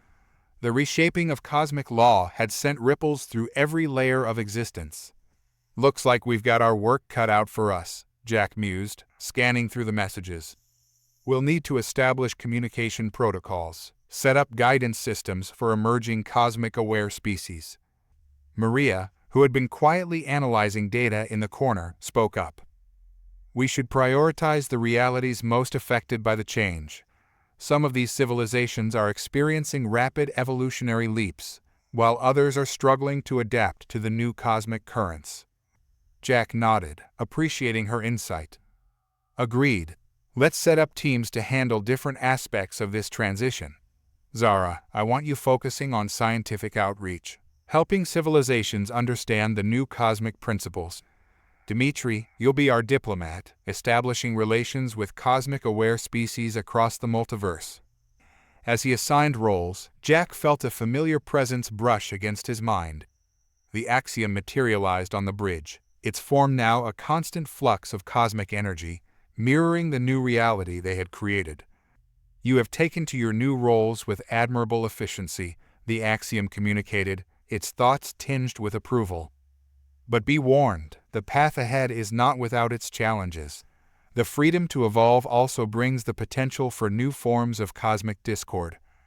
Jack met the axiom's gaze, feeling the weight of responsibility settling on his shoulders.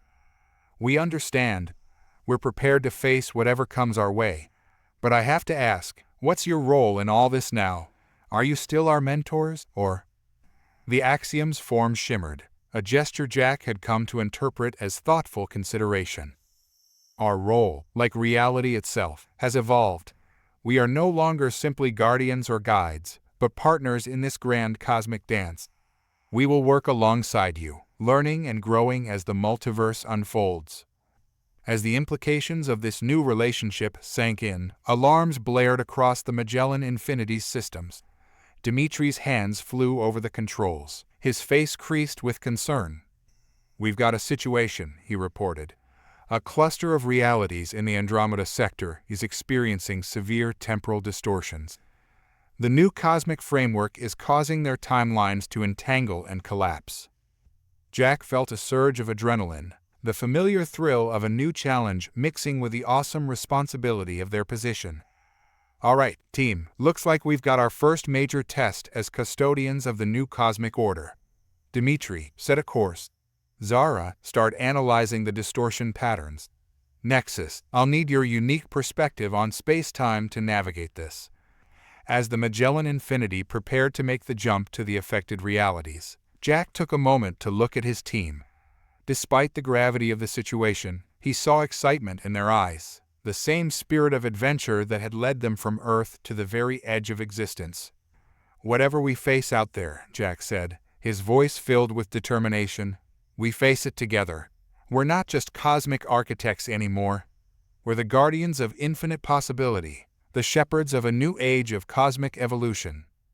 The ship hummed with power, reality itself seeming to bend around them as they prepared to plunge into the unknown. Jack felt a smile tugging at his lips, the old thrill of discovery mixing with his newfound cosmic awareness. They had reshaped the very nature of existence, but their journey was far from over. New challenges, new wonders, and new responsibilities awaited them across the vast expanse of the multiverse. As the Magellan Infinity leapt into the swirling vortex of cosmic energy, Jack Hawthorne and his team stood ready to write the next chapter in the grand story of creation. Their greatest adventures, it seemed, were only just beginning. The Magellan Infinity emerged from the cosmic vortex into a maelstrom of colliding realities. The viewscreen was a kaleidoscope of fractured timelines and merging dimensions, a visual representation of the chaos they had come to resolve. "By all that's cosmic," Dimitri breathed, his hands dancing over the controls as he struggled to keep the ship stable. "I've never seen anything like this." Jack extended his senses, feeling the ebb and flow of temporal energies around them. The new cosmic framework they had established was working overtime, trying to harmonize the conflicting realities. But the sheer scale of the distortion was overwhelming its adaptive capabilities. "All right, team," Jack said, his voice steady despite the gravity of the situation. "We need to approach this systematically.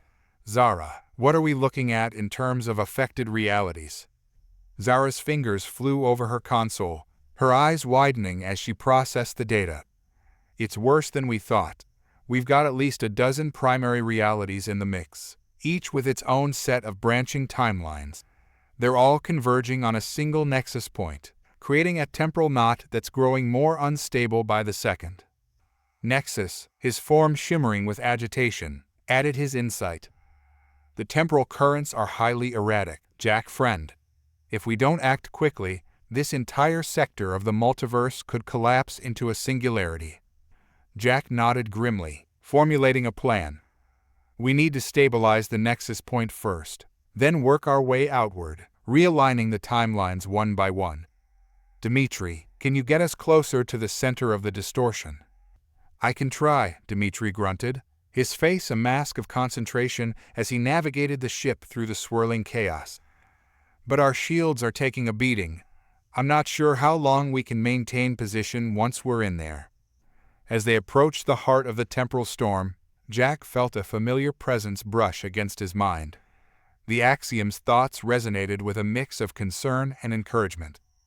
Remember, architects, the power to resolve this lies not just in your abilities, but in your unity. The framework you've established responds to collective will and harmony. Jack's eyes widened as understanding dawned. Of course, he murmured. Then, louder, everyone, link up. We're going to tackle this together, as one consciousness. The team didn't hesitate. They had performed this maneuver countless times before, but never on this scale, never with the fate of multiple realities hanging in the balance. As their minds merged, Jack felt the familiar rush of shared awareness, amplified by the cosmic energies swirling around them. Together, they reached out into the temporal maelstrom. Jack guided their collective consciousness, using his enhanced perception to identify the key points of instability. Zara's scientific insight allowed them to understand the complex interactions between timelines. Dimitri's unwavering focus kept them anchored amidst the chaos, and Nexus, with his unique connection to space-time, served as their navigator through the turbulent currents of reality. It was like conducting a cosmic symphony, each team member playing their part to bring harmony to the discordant energies around them. Slowly, painstakingly, they began to untangle the temporal knot. Fractured timelines were mended, divergent realities gently guided back into alignment. The new cosmic framework responded to their efforts, its adaptive algorithms learning and evolving in real time to better handle similar distortions in the future. Hours blended into what felt like days as they worked tirelessly, their combined consciousness stretched to its limits. Just when it seemed they might falter, Jack felt a surge of support from across the multiverse. Other cosmic-aware beings, sensing the disturbance, were lending their energy and will to the effort. With this added strength, they made the final push. The nexus point stabilized, temporal currents realigning into a harmonious flow. As the last echoes of distortion faded, Jack gently guided his team back to individual awareness. They found themselves back on the bridge of the Magellan Infinity, exhausted but triumphant. The viewscreen showed a sector of space now calm and orderly, multiple realities coexisting in peaceful proximity. "We did it," Zara said, her voice filled with awe. "We actually stabilized an entire sector of the multiverse." Dimitri, slumped in his chair, managed a tired grin. "Not bad for a day's work, eh?" Jack felt a swell of pride in his team, in how far they'd come and what they'd accomplished. But he also felt the weight of the challenges that still lay ahead. This was just one crisis in a vast, ever-evolving multiverse. As if sensing his thoughts, Nexus spoke up. "This was a significant test, Jack friend, but I sense it was also a learning experience.